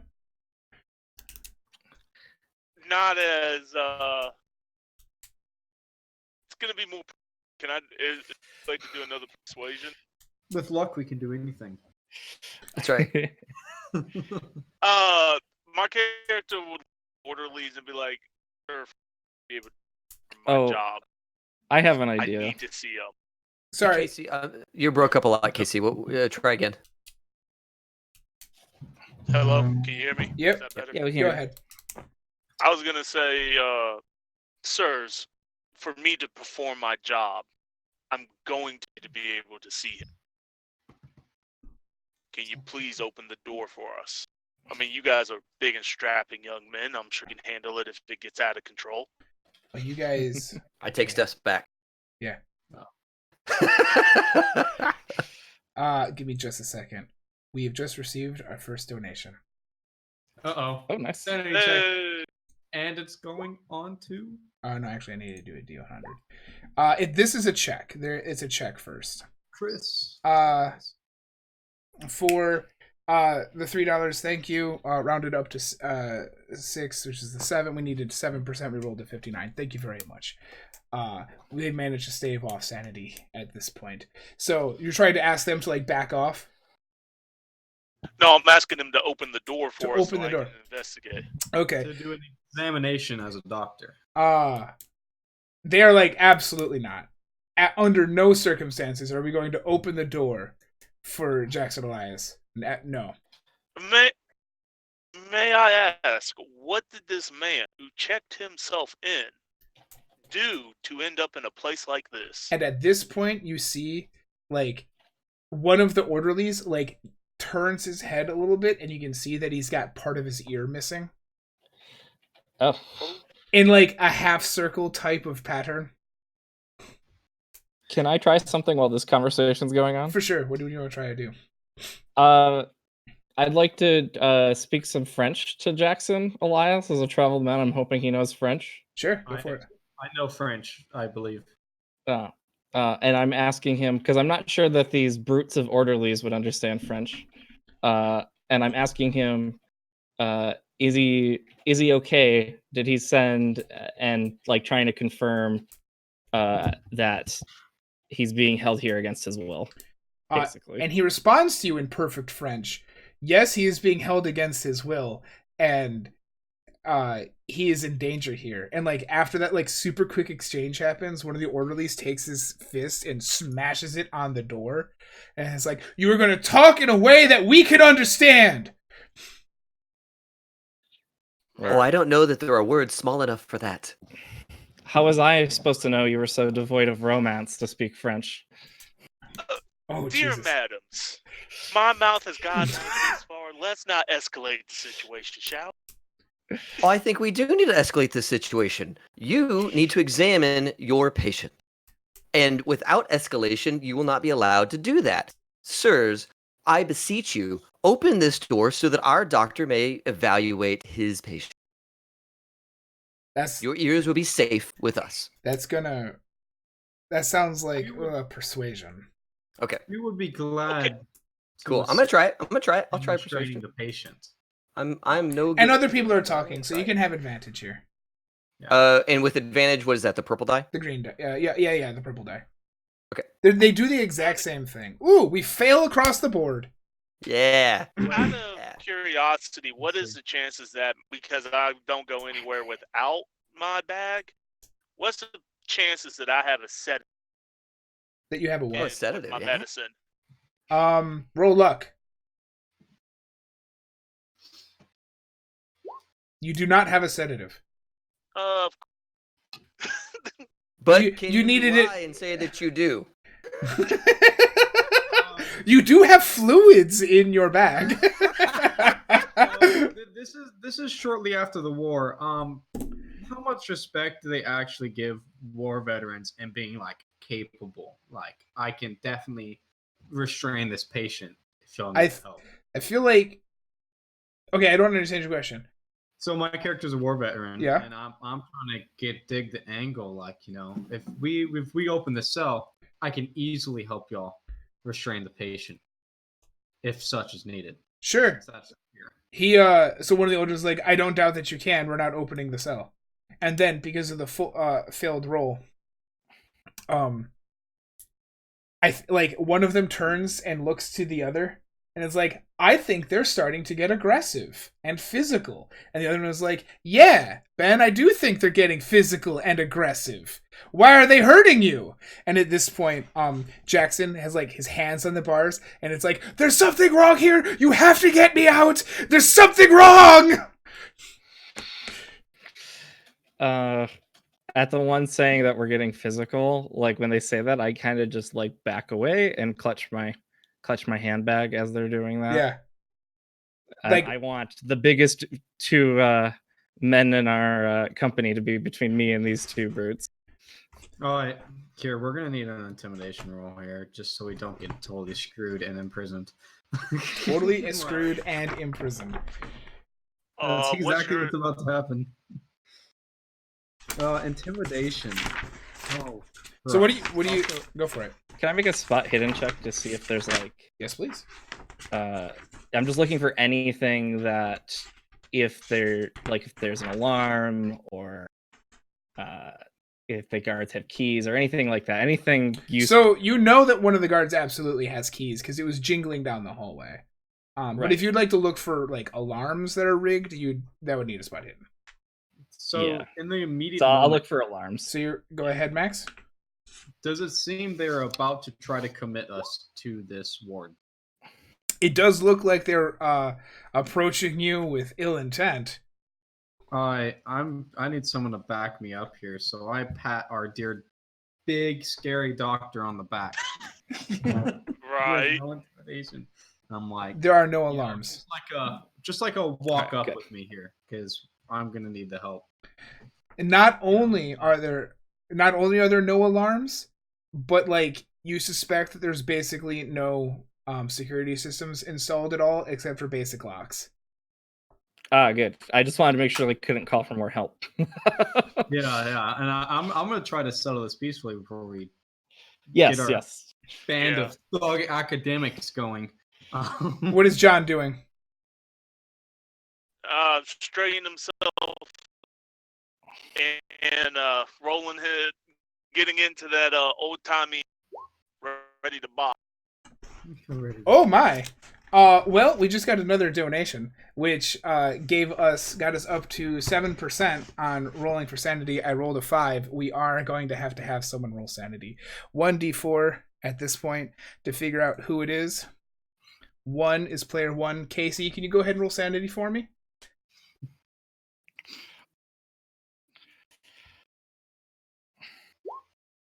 Oh boy.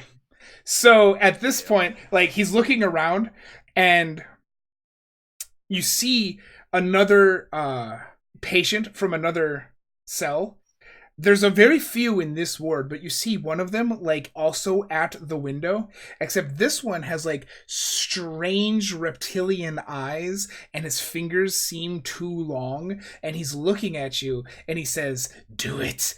And then you find yourself lashing out at the orderly closest to you. Can you roll me a fight brawl, please, and go ahead and lose 2 sanity?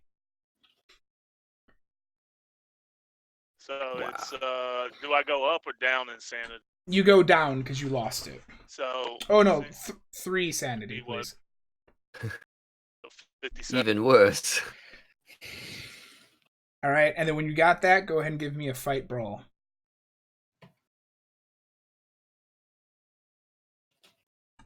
Where the heck is fight brawl? Oh, what? Golly.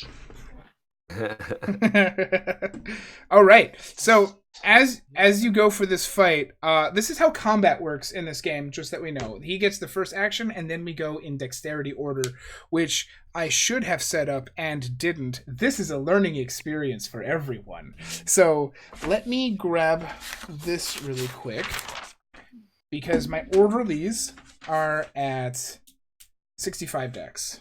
What's yours, Ben? 50. I go Dave? faster than the orderly. I'm 75. Okay. And Casey, what's your dex? 70. Thank you. And Ethan? 50. Ooh, that's not great. Ethan, 50. And then my orderlies do, what were the 65? So we go 75, 70, 65, 50, 50. Perfect. So this is the way combat works. Casey is going to go first because he did not know he was starting a fight. He lost that 3 sanity, and he goes out and he tries to punch this orderly because they're getting aggressive, and he fails. So in combat, you have the option to either dodge or fight back in basically every instance. The orderly chooses to fight back. Is anyone surprised? No. They really wanted this. Oh, that's a staff physician. All right. Orderlies. I love that I have everything like here. I would hate to have this on my computer. It would be super terrible. Great. I have a 61. Wow. So Casey, Dr. John Lucas, tell me about how you attack this orderly, and this orderly attacks you back, and you both fail at it. I go to swing a haymaker. Yeah. Right, haymaker. Yeah. Right for his jaw. Yeah. And You open up big. yep, open up real big. Go to swing, and I just miss him. And then I he goes for you. What does it look like? I see that I miss him, Yep. and I guess while he's been trying to come at me, I parry back. Like I move my head back, my shoulder back. All right, Dave, go ahead. What's Chris doing? Jesus. Do I have the sense that both these orderlies are just ready to throw down and put a hurt on all of us? When I read the situation, I know one orderly is in fight mode because he just did that. The second orderly, does it look like he's also in fight mode? In this game, you can roll psychology to try to understand people's intentions. Screw that. I am going to I'm gonna spend this round making a break for it. Yeah. I'm gonna run back down this hall from where we came. Yeah. And while I'm doing that, I'm reaching into my purse and I'm grabbing my hunk of Wissahickon shale. Shit. Whatever it is. Skit. Yeah. I love it. I'm also just like... I'm just putting my hand on it. It's staying in the purse, but I'm running past the orderlies. Like, I'm getting out of this situation. And maybe this splits the orderlies, maybe it doesn't, but I'm putting my hand on my rock. It's fair. Okay. Okay. My Wissahickon schist. The other orderly is going to approach John because clearly you're the problem here, and he's going to swing on you again. This one, however, is going to succeed. Do you choose to dodge or fight back?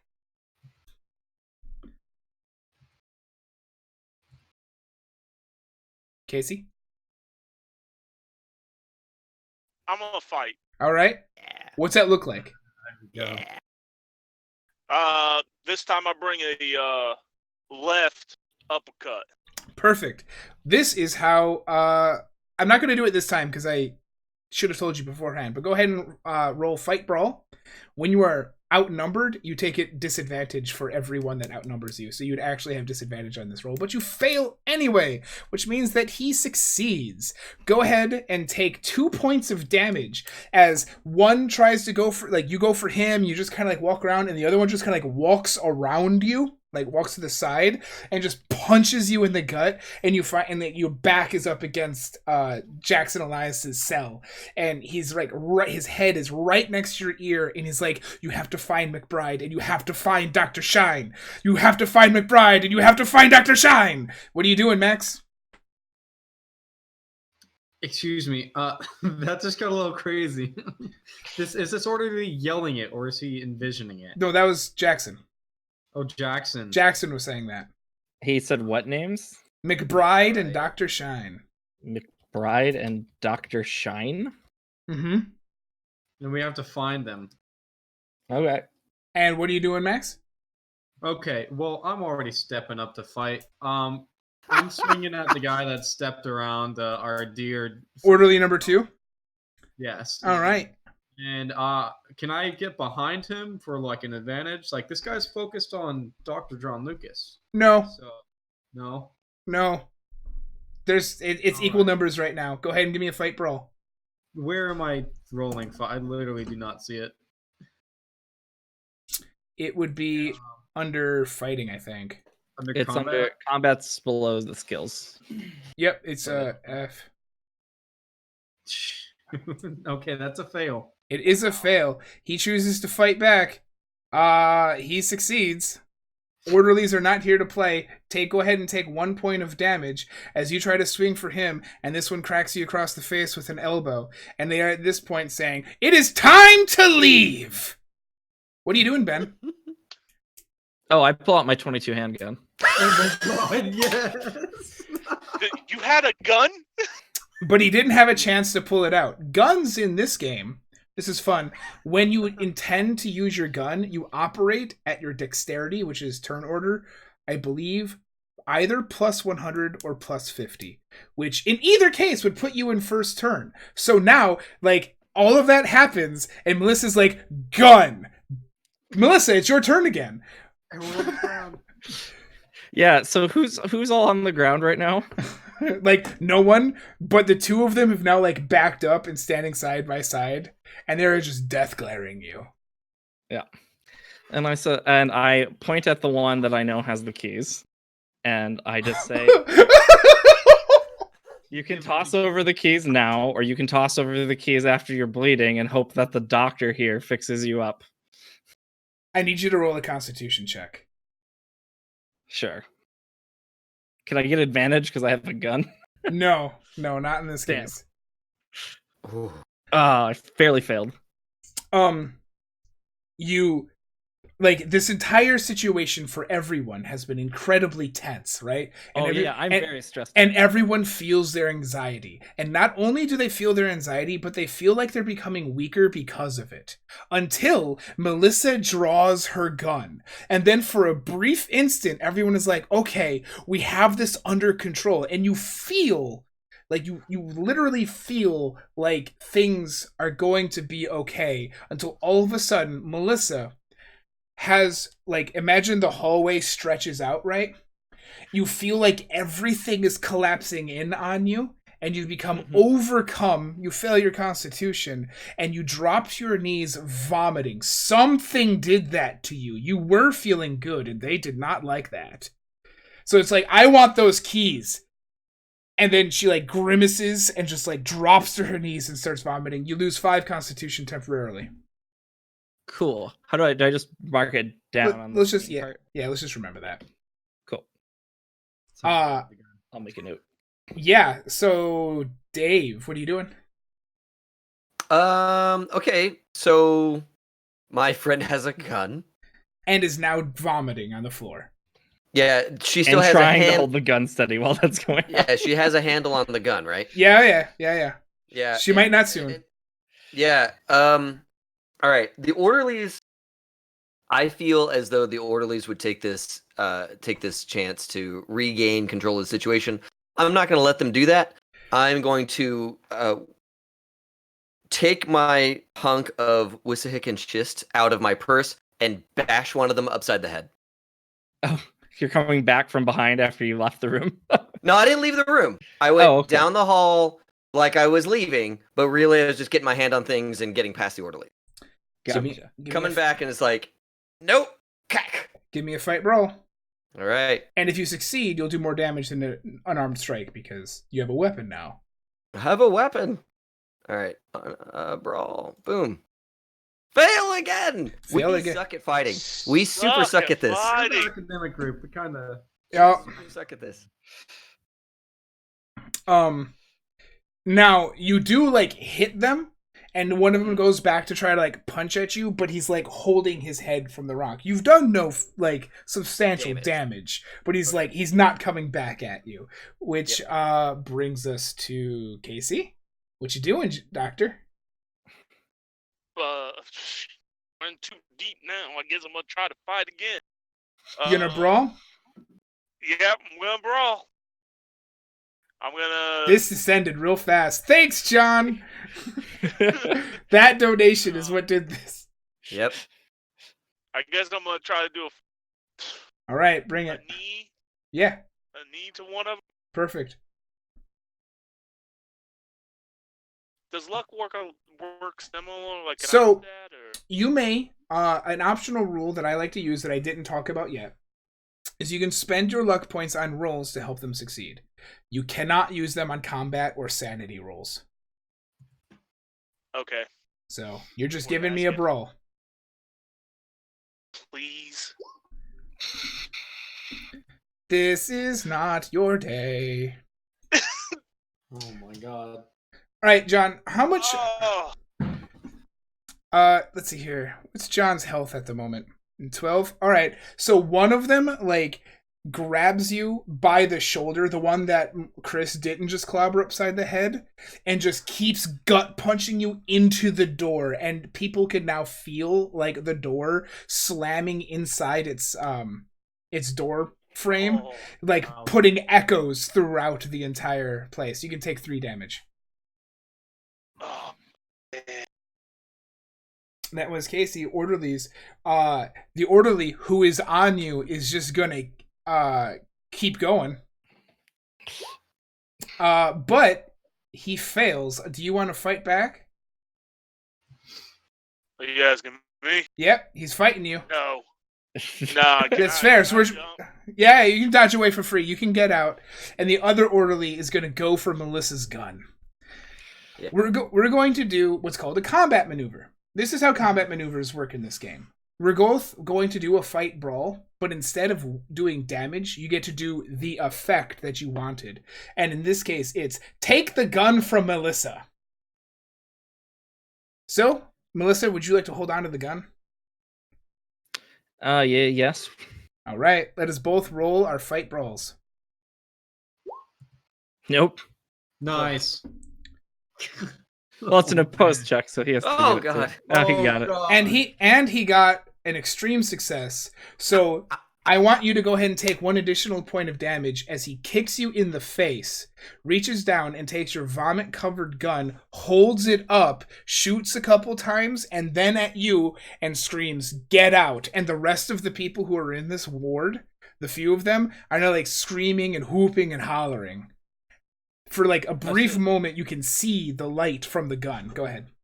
Leaving. So he just emptied the clip. Yeah, he's just like, poof, poof, poof, poof, poof, get out. I'm leaving. I'm following instructions. I'm leaving. Yeah. No, I leave. I assume, John, you're leaving? Solid. I'm out. Okay. And Max, we're out. It's time for a pit. No, I'm kidding. Yeah, we're It's not. time for a picture. Just like a selfie, like with the guy holding the gun up. Action pose as the rounds go off. Long exposure so you can see the gun trace. I was actually a war journalist, so They're keeping your gun, and as you're exiting and as you're being escorted, like a couple more orderly, like as you're walking through the way that you came, they like look at a couple more orderlies who join the entourage, and they just like quickly get you out of the hospital. And along the way, you see someone scribbling in a sketchbook the same picture of that like reptilian, amphibious, weird-looking bulbous dragon that you saw in Blood earlier, Max. And you see that on your way out, and you're now in your parking lot next to John's car. Max turns to y'all and is like, "That place is fucked up, and not just the people." I'm assuming we're in the car. Yes, and we're not Yeah. around the orderlies. Yeah. Oh yes, I'm definitely going to be contacting a lawyer about that unlawful confiscation of my property. All right, and we drive down. We leave Danvers State Hospital. You know and you're aware that Danvers town is very nearby. So it's not like you don't have anywhere to go. So on the drive down, did we all see that sketch of the Yes. person drawing the thing? Okay. Yep, everyone saw that. Only Max saw the one in Blood, or the one in Rock. Right. Okay. So Um, Max will start talking. I've noticed a reoccurring motif in the hospital. Do y'all remember that painting that Chris had his moments over? She had her moments. Yep. Ooh. Yeah, Christine. Yeah, Okay. Christine Anyways, Parker. I Chris posed for the short. question to y'all. Well- I did see a sketch of some sort, but I was still kind of recovering from losing my lunch. So as we were walking down, I slipped into a room and I saw that same motif inscribed into the stone, as if someone took a rock and carved it into the wall. There's certainly something weird down there. What Perhaps was- it's psychosis from being in the doctor's office. What was this image that was carved in the wall? It was that same sort of serpentine dragon that we saw in the doctor's office. So, out of character, how taken back would possibly be if I told him that I saw one of the patients take on a lizard man kind of look that caused this whole fight? Like, If you're be out of character. No, you could tell them that. In fact, I would encourage you to do so. If you're asking me, am I going to have people roll sanity? I don't bargain, so you can do that and then see what happens. Well, ladies,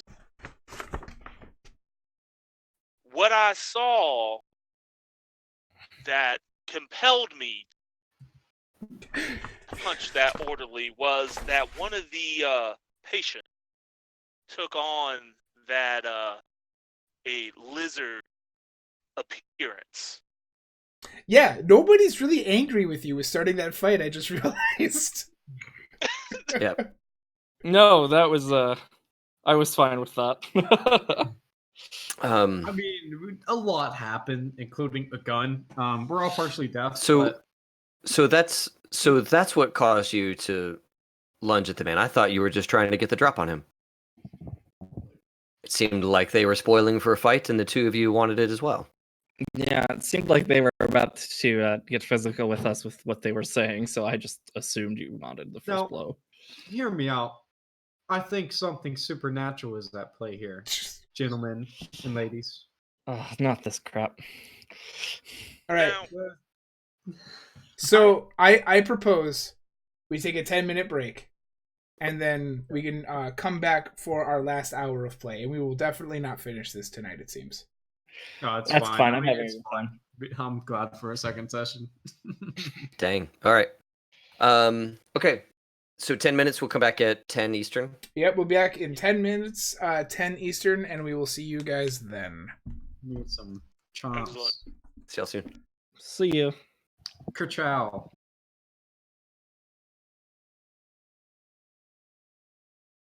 Oops, that's not the right button. That's the right button. Oh Yeah. boy, we're doing it live. One of my roommates is sick, and the other one went back for thirds for burrito night, and that was a mistake. So they were both in misery, and I had to check up on both of them. All right. You are a good roommate. I try to be. So, just so that you guys are aware, we're going to end around 10:50 so we can have some like post-game chat, and then we're going to need scheduling from people a little bit after 11. And then, where are we? We just left Danvers, the hospital. Yes. I'm assuming we're driving into the town, right? Yeah, that's kind of what I assumed. Maximilian's Yeah. being like, there's something supernatural at work here. And I haven't seen anything supernatural. I've just seen an unprofessionally run organization, a terrified and probably a bit deranged man, but who doesn't deserve to be treated that way, who speaks beautiful French, and a very poorly just run facility that needs to be shut down. So Man, I agree. So we're heading into the... supernatural, like Such a strange place. Beyond the hospital and its pungent aroma and the treatment of the people. yes, the aroma certainly didn't help the split pea soup in my stomach. Excised. Indeed. I am very curious about this amphitheater of theirs. Who comes to a mental institution in order to see a play? Perhaps it's for the patients, some of the more mobile patients that are there. I don't get the impression that the patients are allowed outside very often. I certainly did not get that I impression. didn't That see raises any a walking point. paths or other patients outside. No. I think the patients are not allowed to see the day. You did see a path that led from the hospital to the amphitheater, but no other paths. Yes. Yeah, but that's not a patients are allowed to meander around outside. Right, okay, yeah. Yeah. No loitering! yeah, exactly. But yeah, that was an unpleasant experience. Just So, all around. in Call of Cthulhu, some basic places. So this is not always true, but you should operate from the default position of I should investigate. And by being in the 1920s, we have such resources as like the library, town hall and records, literally people on the street. Hey, what do you know? We could probably find a motel and set up as a base of operations if that's something people are concerned with. I was exactly hoping to do some research into the hospital and its history, and into the painting. Actually, I assume I know of it as a learned man. The painting. Yes, Oh, that's fair. You have like 70.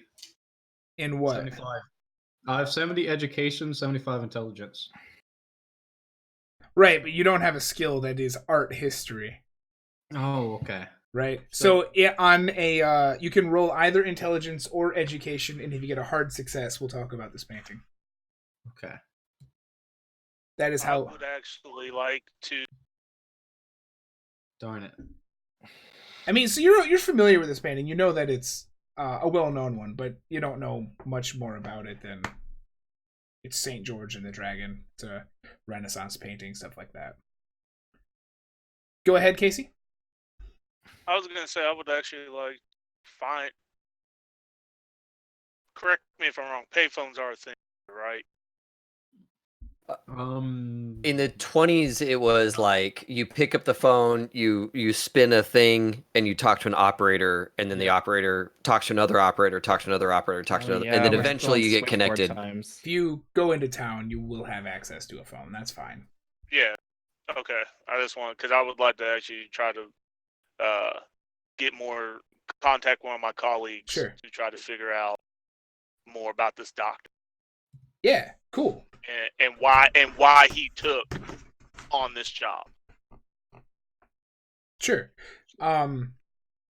Is there so like you could go to like a general store or like I'm not trying to push people into a motel, but like what are other things people would like to do while you're having that conversation?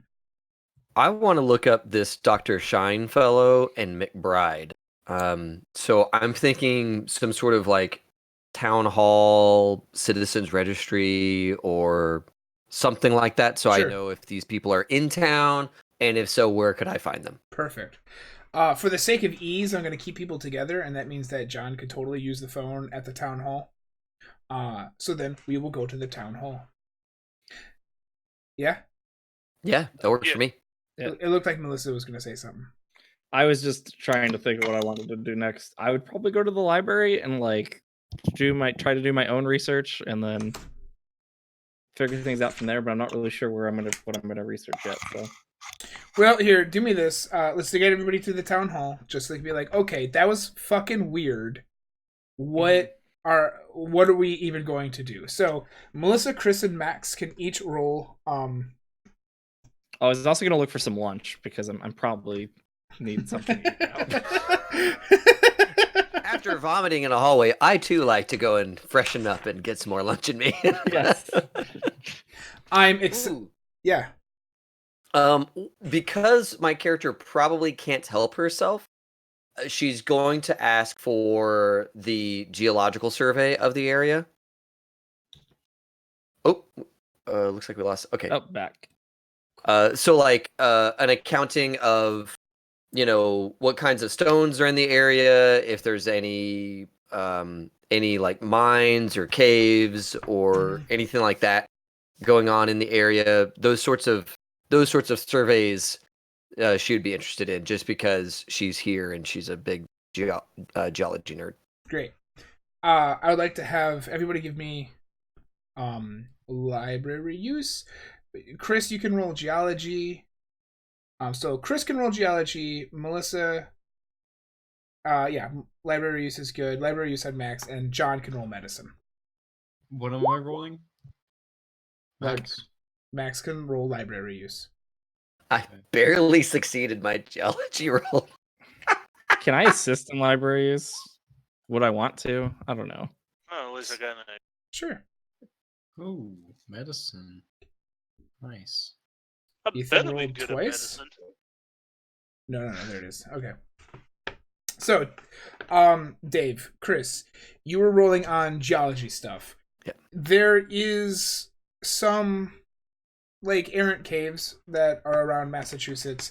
None of them are particularly interesting, but in your time trying to like coordinate any sort of geological research with Danvers, you found that the stone that was imported for the amphitheater, and the records for that say that the stone came specifically from Scotland, and it cost them a lot to get. And as you spend a lot of time poring over this, it had like an itemized list of like 20-ish years ago when the stone was imported.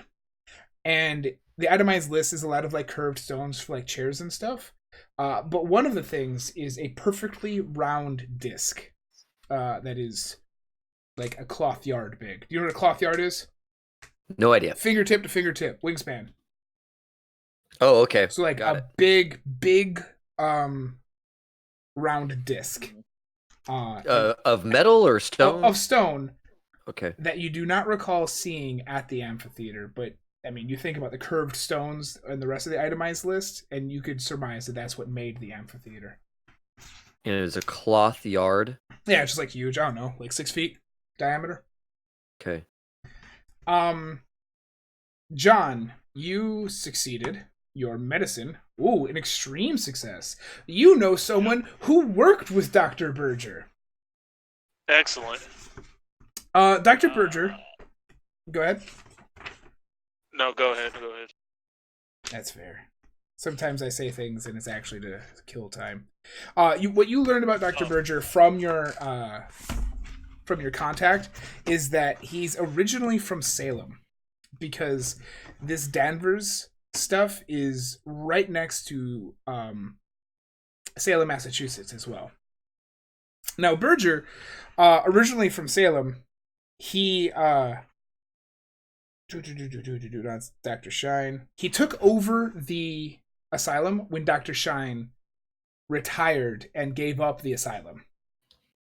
He had been a very well-respected, very polite, very professional, very beloved doctor in his field until he went to Danvers, where communication with people seemed to die off. And as I said earlier, they think it's because he's just very busy. Let's see. And he, as I mentioned, he inherited the he was assigned and inherited the asylum from Dr. Shine. Max, what did you look up? Oh, Sorry, John. What? I was gonna say, so this isn't like a money thing or a prestigious thing. Like, how does he know? Probably should have asked this in the beginning, but how does he know Dr. Shine? Like, what's the connection there? From what you can tell is that he didn't know Dr. Shine beforehand. It's not like it was nepotism or anything. He was just a very well-known, very well-respected doctor, Dr. Berger, and Shine was going to retire soon, so they asked him if he would take it over, and he said yes. All right. They being like the government. The gov. All right. Max, what did you want to know? So I'm looking into some sort of more paranormal research, especially directed towards St. George and the Serpent, since I now know the name at least. Yeah. And any relation to, other serpents, as far as the New World goes. Did you want to develop your photos at this time? Yes, I absolutely would, please. Sure. So you're spending some time doing like art history type thing? Yes. Okay. So St. George, you're showing Wikipedia on the stream. Oh, that shouldn't be there. That should be this one. Yeah, I am, because this is supposed to come over here. It's dumb. Thank you. So when you develop your photographs, because I'll give you both of these at the same time. Mm-hmm. Frustratingly, you know that your camera is excellent. You've taken many photographs with it, which is why it's very strange that your photographs develop not a total blackness as if nothing was photographed, but like this inky shroud. It's almost like if you stare at your photos for too long, you could see what you had taken pictures of, but anything that you had taken a picture of on the grounds of the asylum did not develop in a usable fashion, and anything else that you had taken a picture of before the asylum today developed nicely, and they're pretty. You're an excellent photographer. I look dejectedly to this picture of a beautiful rose I'd seen into the blackness.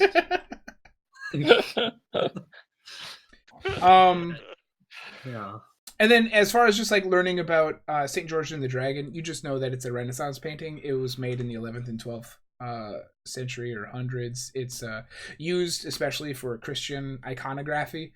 It's you're not particularly sure if it connects to anything specifically here other than this like constant motif of lizards, but that's about all you can get from the dragon.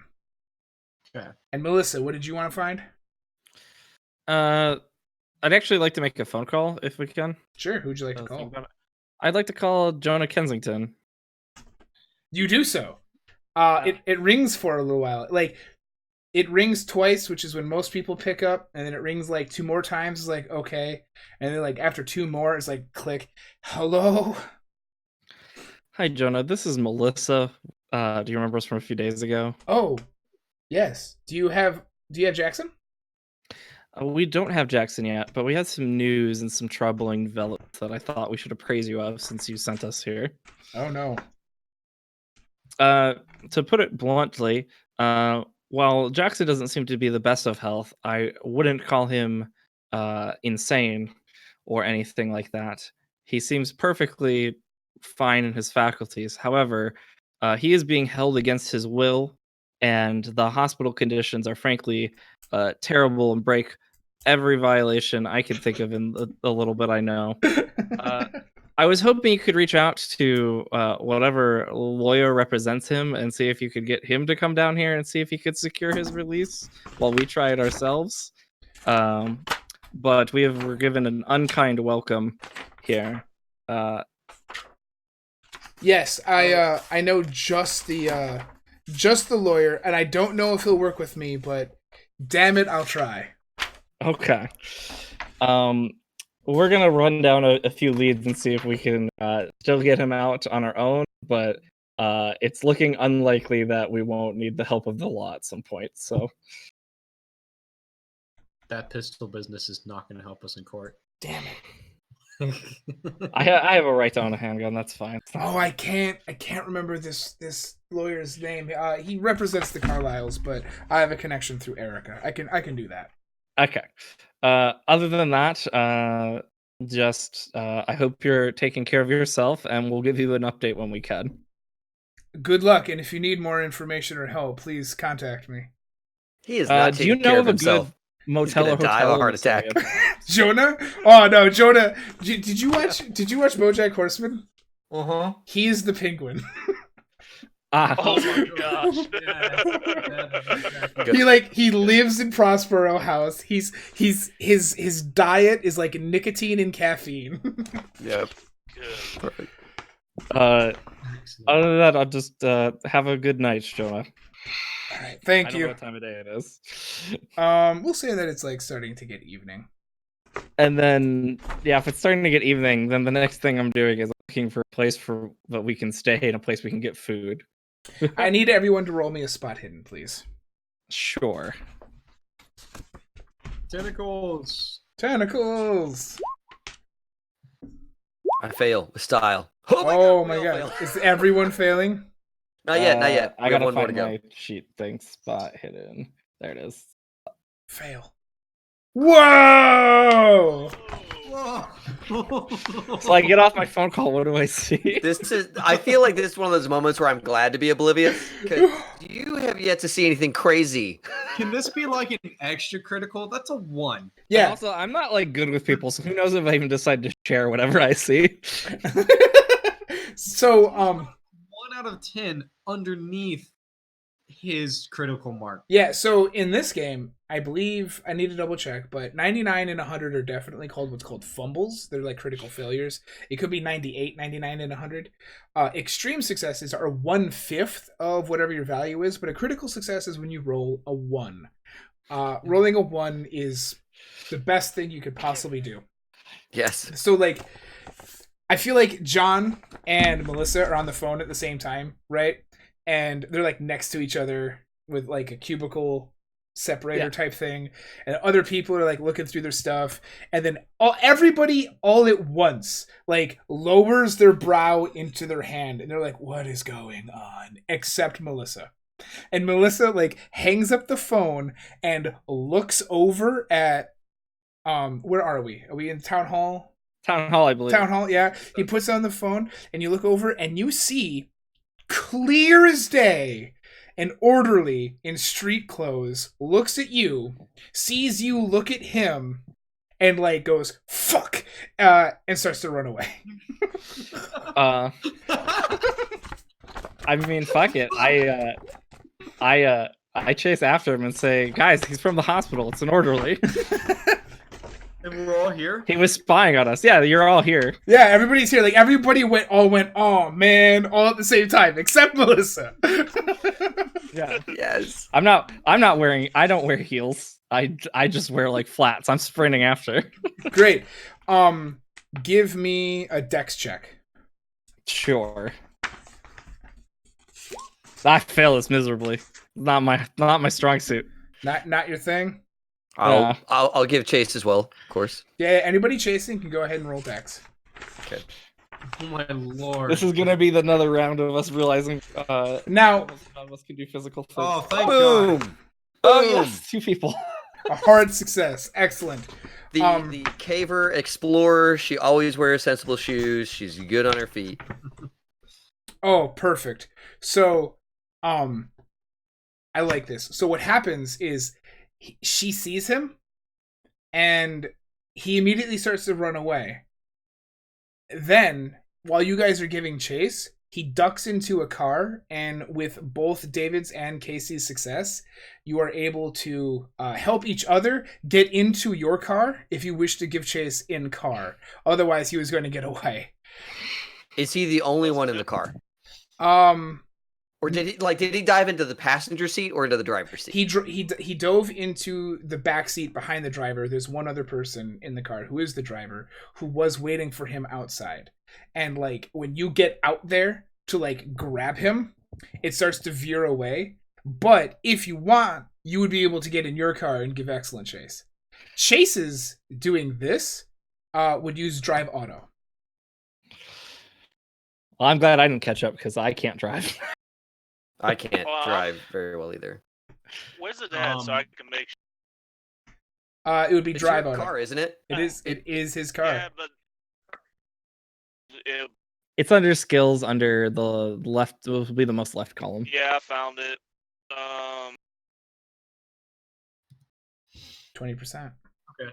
Yeah, access. I mean, she's going to run to your car, and she's going to run to the passenger seat. It's a question of whether or not your character goes to the driver's seat. Let's go. Let's do it. Why Got a chase on our hands. not? Let's do this. When they peel off to give chase, I think that the remainder of us, I just look and go, well, do you want to go get some food while we're waiting to find out? So who's in this car? Dave and Casey? Christine.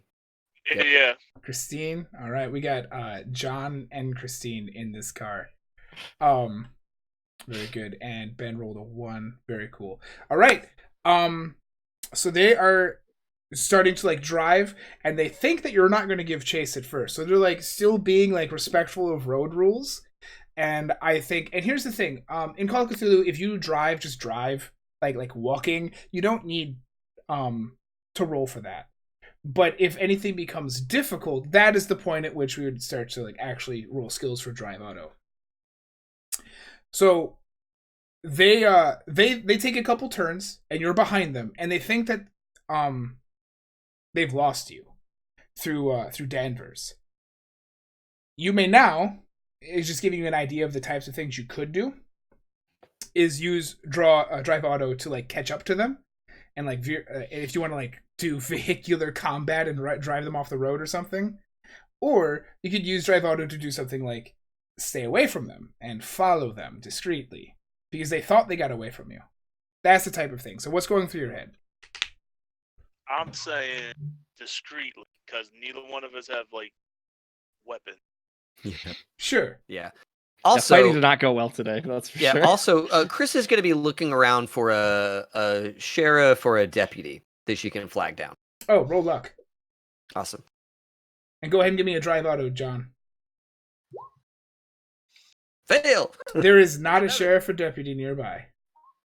Oh, No, What just happened? That's okay. it's a fumble. Oh, A few, as you lose them, just plain and simple. You don't take any damage because you didn't do anything crazy, but just like you started, like they drove away in a slightly off black car, and you followed a slightly off black car, and you followed it for like 20 minutes, and it turned out that was the wrong off black car. As like a mom and the child. They're just like, stop! And they're just like, what's going on? oh man! It's just mobsters in the car. All right, and then you guys have gotten food. I assume you two will be able to get back to that. Yeah. yeah. We can Wiener Schnitzel was excellent. Do I get my constitution back from voiding my tonight. miles earlier? Tonight, Okay, cool. as long as you have a restful night. No, great. As long as I gift you rest, you can have your constitution back. So we managed to come back, and Yeah. we are at a diner. What's the name of this diner? The other Joes. Pause. The Other Joe's. I love it. No. It's like a passive aggressive dig at the first Joe. Yeah, right. The first Joe's is across the street. Yeah, there's Joe's and the Other Joe's. Yeah. Yeah. And the other Joe's is way more packed, but Joe's has more advertising. So we come in late, right? They're halfway done eating. Yeah, and dejected. And come in and sit down and say, well, they gave us the slip. We have no idea where they went. Are you sure they're with the hospital, Melissa? 100%. Yeah. Can I make up a detail here? Sure. That he was missing his ear, like that one guy. Yeah. Yeah. It was the orderly that was missing his ear that he showed up. I doubt there's many people with that injury in a town this size. Maybe it's good you didn't give chase. He would have had a gun. Oh. Oh, He fired all the rounds I had. I don't know if he has more 22 rounds laying around. Well, maybe it's good that we didn't catch him then. A little upset that they're following us, but I suppose given our behavior, it makes sense. They would want to keep tabs on the four of us. Mm-hmm. So I have learned in my research that the amphitheater is made of Scottish stone that they imported at great expense. Great expense. It almost bankrupted the hospital. I can't imagine the purpose for this stone for an amphitheater other than, well, I really couldn't tell you why this stone. There's certainly better stones to make amphitheaters out of. Cheaper, closer, more local stones. So must be something special about this Scottish stone. It would be interesting to understand Mr. or Dr. Berger's travels, if he's known to visit Scotland or has any special attachment to the area or anything along those lines, because I, for the life of me, can't help explain why this stone here. well, I can't any light on travels abroad. I did contact my friend, and it seems like the good doctor is out of Salem, Massachusetts. Very well respected, very kind, all the way up until the point he took this job on. He did not The seem only very kind to me. And same to I, but from my colleague has said up until he was always in contact. He was posting papers. I read some of his articles. They seem to be fairly legit, but he has stopped posting lately. Most of us assumed that was because he took on this job from Dr. Shine, who was retired. And the United States government has asked if he could. My friends, there is a simple and clear solution here. Everything that's happening is tied to the location. There is something going on at the asylum. When you I agree. It is a terribly run facility. No, It no, needs- no, no. Absolutely. Something supernatural, dear Chris. when you say that, I imagine that you guys are sitting at like the corner booth of the diner of other Joes. A man who's wearing clothes that obviously don't fit him. He looks very skinny. Like he comes up to your table, and he like looks at each of you. Is like, can I sit? Of course, sit by me. And he sits down. I'm sorry. I don't like being here. My name's McBride, and I'm supposed to come tell you to get out of here. That they don't want you there. That's what they told me to come tell you. But I'm going to tell you that there's something strange, and there always has been ever since Berger came back, Berger, and I'm sure you felt it. There's something strange in the air, and as soon as he says that, there's a commotion in the kitchen, and you can tell that one of the cooks has like very severely sliced his hand. Perhaps we should vacate these premises, otherwise we become associated with harm to others. as she like plops some money on the table to pay. Just like for the meal. wham. Only halfway eaten. I shoved the What rest was of your it. name again, So, sir? out I- of character, Jackson Elias was shouting to find McBride in Yes. Dr. Shiner. Yeah. That's a name that we've heard before, but she's not mentioning it. Yeah. If you Yes, wanna sir. leave, yeah, we can. I can't stay long. Here, do you- what's your do you- relation to Jackson Elias? I didn't know Jackson until he came to the hospital, and he's stronger than most. He became a pretty good friend pretty quick, but what they're doing to him is wrong, and what they're doing to everyone is wrong. But I can't get out. He's got friends. He'll be able to get out. I can't. So the best that I can do is do what they tell me to do, which is tell you to leave. You can't come back. They'll hurt you. Something will hurt you. McBride, what is your? Do you work at the hospital? Sometimes they let me do laundry. Are you See. a patient, young man? Like, he looks around to make sure nobody's watching, and you're like having this conversation going down the street at this point, and he like gives a shifty eye. Yeah, I am. McBride, have you ever noticed anything serpentine at the hospital? Yeah, people make strange pictures, and I have strange dreams, and when Berger's angry at you, he's got that painting up in his room. What about Hey, the painting? You mentioned that. What? Yeah. What about the painting? It just sometimes it feels like it's looking at you. But that's why I'm there, right? Because I say things like that. Right.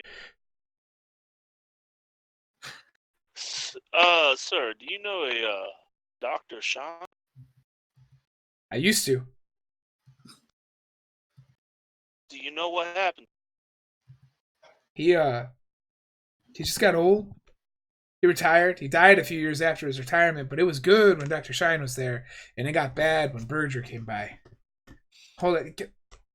Come here. And like he motions towards an alley farther away from people. Mm-hmm. Do we follow him into the alley? Maximilian is ready to trust. Yeah, I'll follow. There's I'm going with the. I'll be the. Okay, go ahead. there's Go ahead, John, you want to say something? I was going to be the last one to go in to kind of keep a lookout. Sure. Yeah, I'm going where my burly companions are going. That's fair. I don't have a gun anymore. So now that he's tried to like seclude himself the best that he can, he looks at you and goes, There's something there. You felt it. I know you did. And it's like having bad luck. And I need it. If I tell you, I'm gonna have some bad luck. And what you need to know is that Berger, he's gonna kill Elias on the next new moon. It's something he does every new moon, and you've caused too much problems for Elias. So he's gonna do his crazy things, and whatever makes bad luck in that place, it can do it anywhere. And at that point, we start to hear car horns like honking at each other, like Doppler effects coming closer. And like he reaches out and he grabs one of you. He's gonna kill Elias! And then at the intersection, two cars crash into each other. Each of you roll sanity, please. Yeah. I am suitably shaken, that's for sure. Oh, by the way, that tentacle, that was a squid-like tentacle, correct? Take the first one. Yeah. And double hit it. Okay.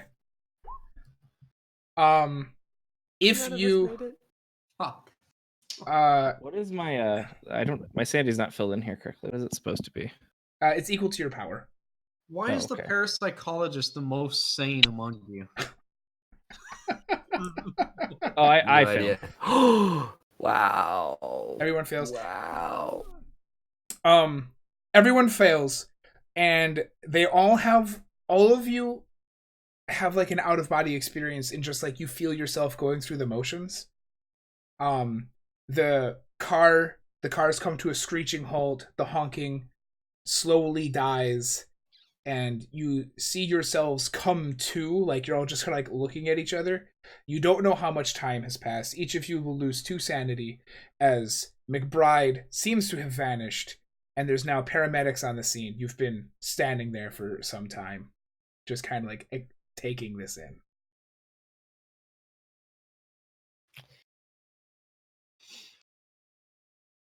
Great. Melissa starts just kind of repeating, muttering under her breath, potential chemical compounds that can cause, like, disturbances of the mind and hallucinations and things like that. Mm-hmm. Because she's still thinking this is rational and we just were affected by something in that terribly unhealthy place. Surely y'all believe something's going on now. Oh, I believe something's going on. I still don't believe something supernatural's going on, but I believe it's just a very wrong. A string of discrete trials resulting in bad luck plus an ill-run asylum. There's nothing strange about that. Yeah. You don't think that the timings it's getting a little too impossible, Melissa?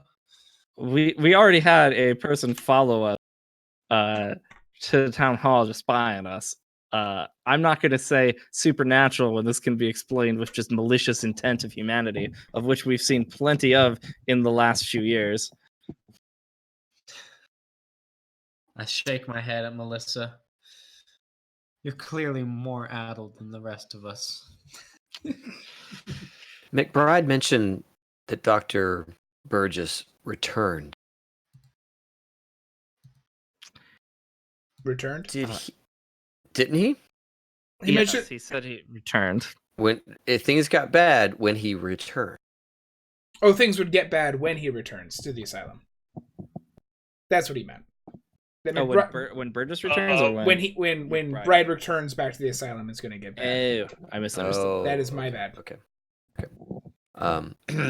Edit. So instead, she says, I'm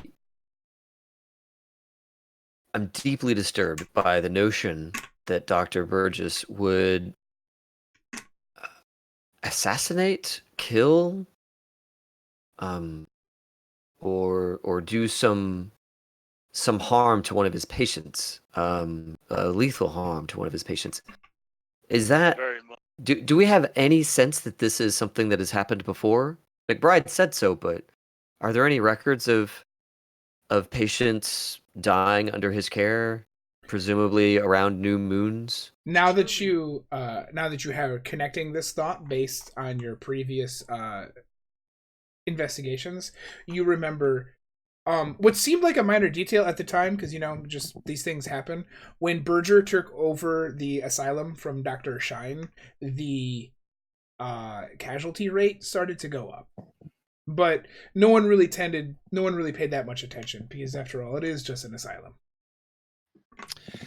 Well, and really, real quick, okay. and really, that's just kind of the normal state of this. It was actually really awesome how few problems there were while Dr. Shine had the asylum. That's really the extraordinary thing, not the casualties with Berger. I think there's only one scientific thing to do in a situation like this. A very rational thing to do. We should go to the graveyard and find Dr. Shine's grave.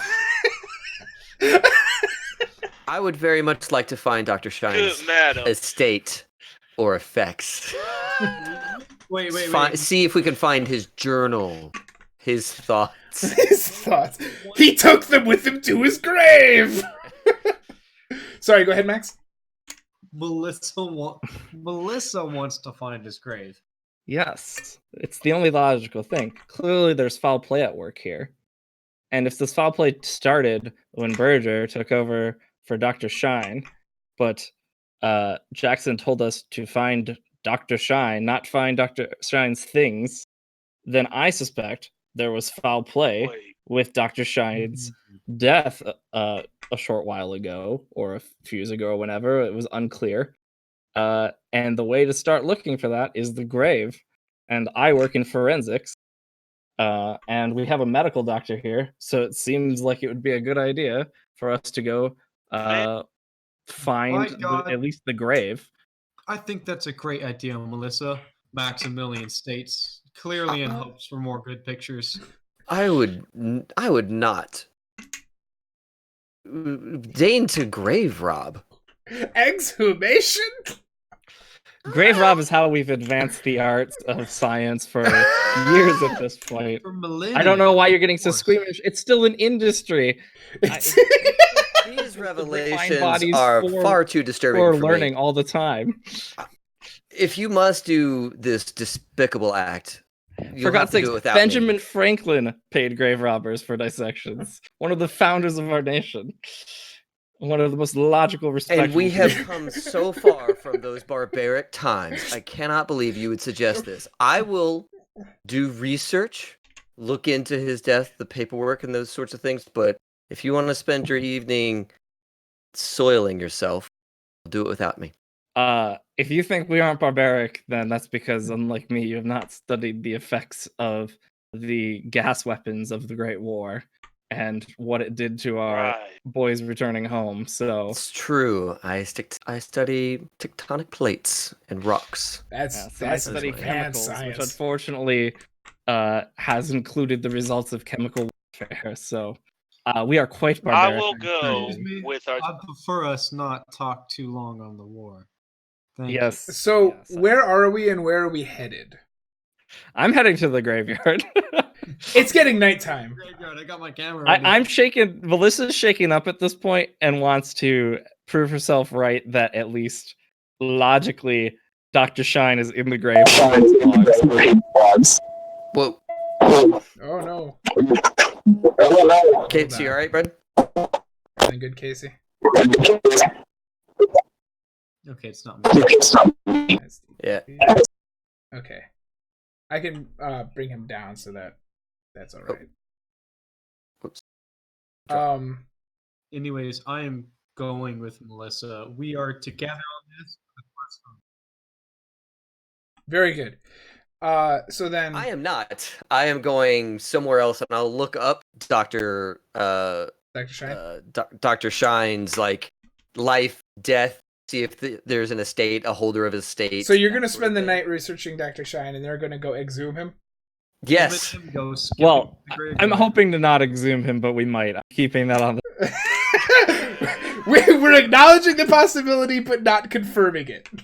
I'm imagining Melissa and Max skipping through a graveyard, arm in arm, just a shovel in the other hand. And what is John doing?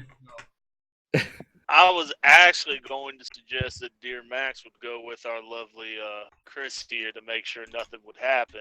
Excellent. So you're going to go. I'm not going to a graveyard. Yeah. So 2 of you are going to go to a graveyard, and 2 of you are going to go research Dr. Shine. Is that where? Yes, Okay. because though I am a doctor, I do agree with you. I am not about to do a body. So Chris/Dave is going to go to the graveyard, and I moved away from my thing, which is helping me keep track.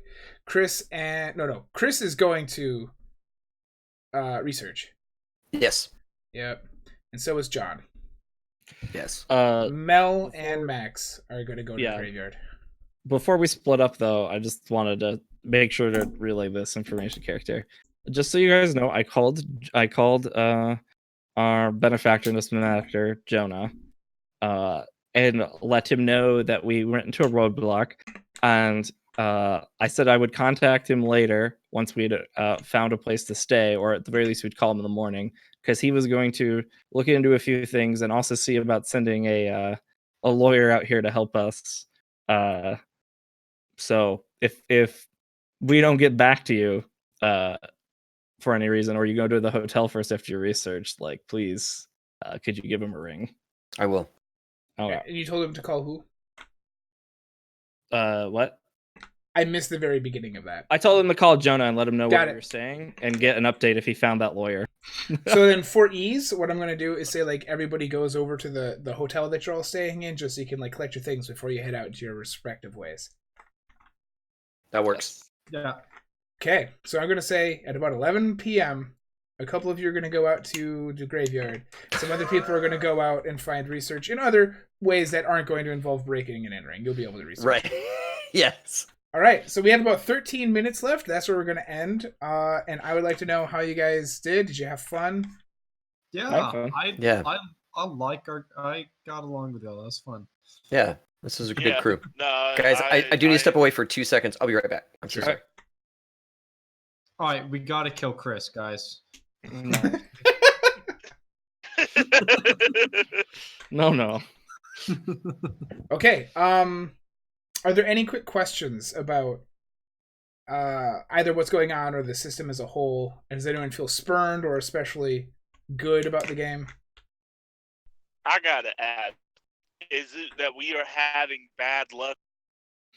Some program bad luck into our roles because of the place we're playing at, because this was gotta be the worst. No, I don't think you guys are having especially bad luck. I think some not fighty people are trying to fight. And something that I did not expressly say that I should have, and that's my fault, and I'll make sure I say for the second group, which will be playing next week. Fighting in this game is hard and it is lethal. I thought I had control of it when I pulled out the gun. And that was the problem. Yeah. For the Take the gun from you. for the thing that you felt good, you felt in control, and we can't have that. This thing Yeah, thought. exactly. So then I don't know if this is going to make for good TV, but something that I would really like to do. Dave will come back in just a second, but Casey, Dr. John Lucas, who has played very few role-playing games, this is my little version of Roses and Thorns. I would like to know, what did John do? What did Casey do with Dr. John Lucas in this game that we especially liked, that we thought was fun, that we want to see more of? I like that he You took asked- a risk on something he wasn't particularly good with. I agree. People will not do that. So Yeah. I like that Dr. John Lucas wasn't to like assert himself as a medical professional and Yeah. like try to like help like get in a position to help people. And while he was willing to like step up and fight, it wasn't like I want to get in this fight. It was Yeah. more like I'm going to do this because this is the right thing to help people. He had clear decision making, and he wasn't just being like bravado about it. Yeah. Yeah, I really liked him like kind of running his mouth when we were first meeting Dr. Burgess. Oh, I loved that. That was That a was good. really fun moment of like of kind of setting Dr. Burgess on the back heel for a minute. It was Mhm. good. I figured we were getting like in a point where we might lose it, and let's see if my mouth can get us somewhere. Oh, that's a good thing. That's a good thing, Ben. Yeah. Let me go ahead and say that as well. Good job, Ben. That's a good idea. Did chat have any moments that they particularly liked? What about you, Ethan, Maximilian Hurst? Are there any things that he did that we especially liked that was really fun and great? I can think of a So couple. yeah, so like I really liked Maximilian's ribbing of my character. Mm-hmm. Like that was fun because I wanted her to be sassy, and it really helps when someone is like challenging that back. Yeah. And so that was really nice. I really enjoyed that. This is it probably doesn't feel like it right now, but having played this game a lot with other characters as well who did photography, I actually just really like how many pictures you took. I know that's not like a huge thing, but it's easy for people to forget. It's like, oh yeah, I'm a photographer, and I really like that he's like always right there, like trying to get that shot. Thank you. I'm looking forward to interacting with Max a lot in the next time we get back. I imagine we're going to be needling each other quite a bit. Yeah, we're gonna butt heads. It's gonna be great, but we can agree on amoral decisions. And Yeah, that's you both are like let's do terrible things Yeah, together. I was gonna say I kind of like the risk taking that but like he does it in what would make sense for a soldier to do, seeing that he is a vet. Yeah. It's not like out of his character, and he's like, and yeah, I like the photos. Like, didn't think photos would be that important in this game, and here it is. Like now, so that's. I agree. All right, what about Ben with Melissa? What did he do that we really liked? My favorite scene by far was pulling the gun. Pulling the gun. I forgot he had a gun. I could tell because I saw the expression on your face. And I'm like, I pull out my gun. 22 revolver. Oh, fuck. I love. But not only that, how- he pulls at into turn order, so no one can help him. Yeah. Yeah. I love that. Okay. No, Um, I really like the moment when Melissa like just constantly believed that this guy is sick and like just would not let it go. Like, clearly, he needs to stay here, and we're just gonna go through the motions. But by God, I'm gonna go through these motions. Yeah. Like, at the car crash where you're like, what are some hallucinogens that could have made Yeah. this happen? Yeah, the fact that she 100% just wanted was to get back to her life is actually an endearing thing. Like, I don't know why I'm liking her character that much, but I'm like, the fact that she's 100% over this from the moment began it made the Yeah. character made me like the character. It's a weird line to walk where it's like, no, guys, something's fucked. Also, it's not supernatural. Stop. Yeah, it helps that I didn't get hammered with any of the really weird stuff yet until at the end when we had like a weird group experience, but Right. it wasn't so weird that I can't like try to rationalize it. Yeah. right. But like, yeah, and also like in my head, like Melissa, the thing she wants right now is to just regain a sense of control because of how crazy this day's gone, which is why she's doing the leap to doing something extreme, which is like going to the graveyard. Which is great. Is like, I need to regain control. What's the first thought that popped in the head? Let's go for it. All right, and now for Dave, who's playing Christina, what is something that he did that we especially liked? What is something he The did that stat. brought? The sass. Yeah, for sure. Second that. My God. So my favorite scene was pulling out the gun, right? Which before that, my favorite scene was like pulling out the rock as a murder weapon. Like it just escalated. Like there's like, oh, we're in a fight now. Let me get my rock. It was Christine in the hallway with the rock. As a side note, I was considering pulling like the Iron Cross I listed as his treasured possession and just stabbing like in order of it. I thought it would go down I was very gonna- poorly. I However, was thinking about pulling out my scalpel, but how the first two rolls went, I was like, ah. Yeah. But for Chris, was there anything else that people liked that Dave did? oh, I like that. Just he totally left Melissa just out to dry with the dragon. Oh yeah. Yeah. Out of character. Loved that. Yeah. No. Yeah. I was like, no. Chris does not face dangers alone. No. She comes from behind, acts like she's leaving.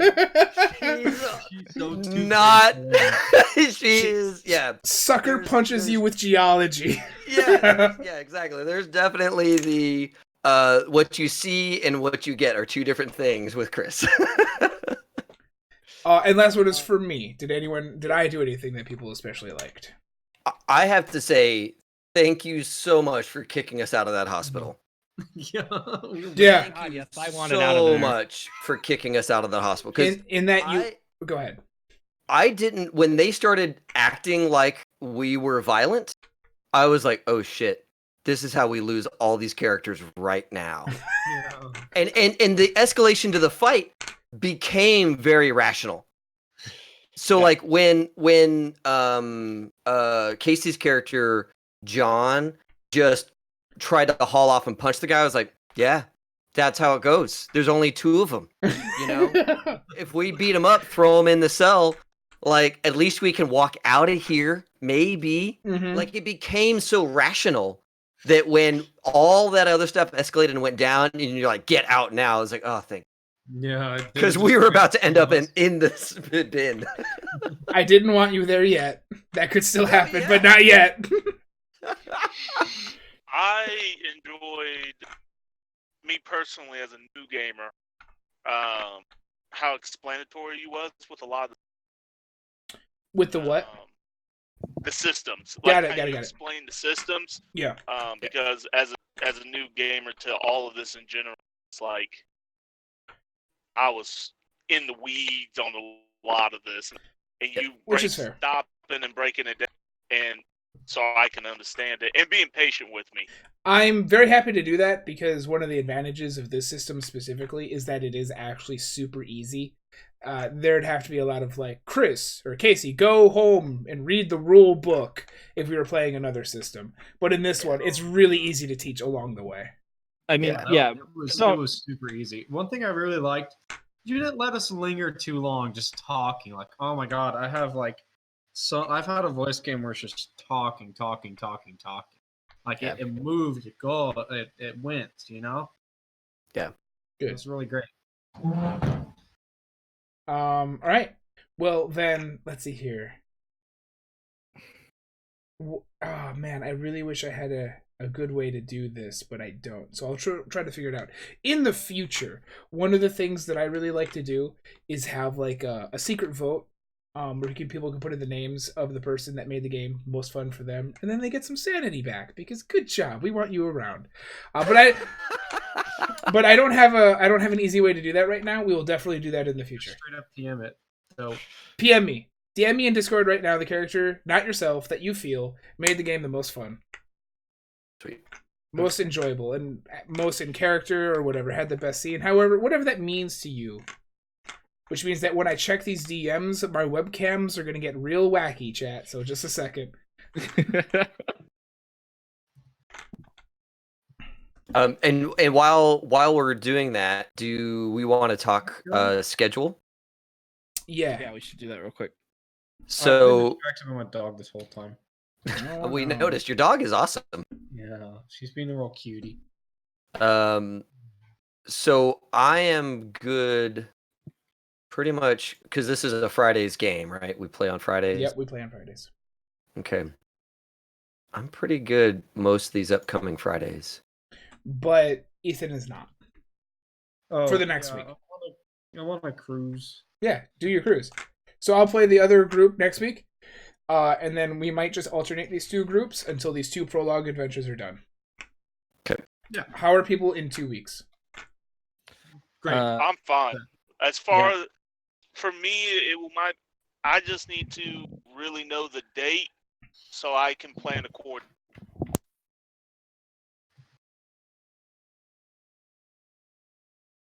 Yeah, so I think the 17th, 24th, 31st, all of those are open for me right now.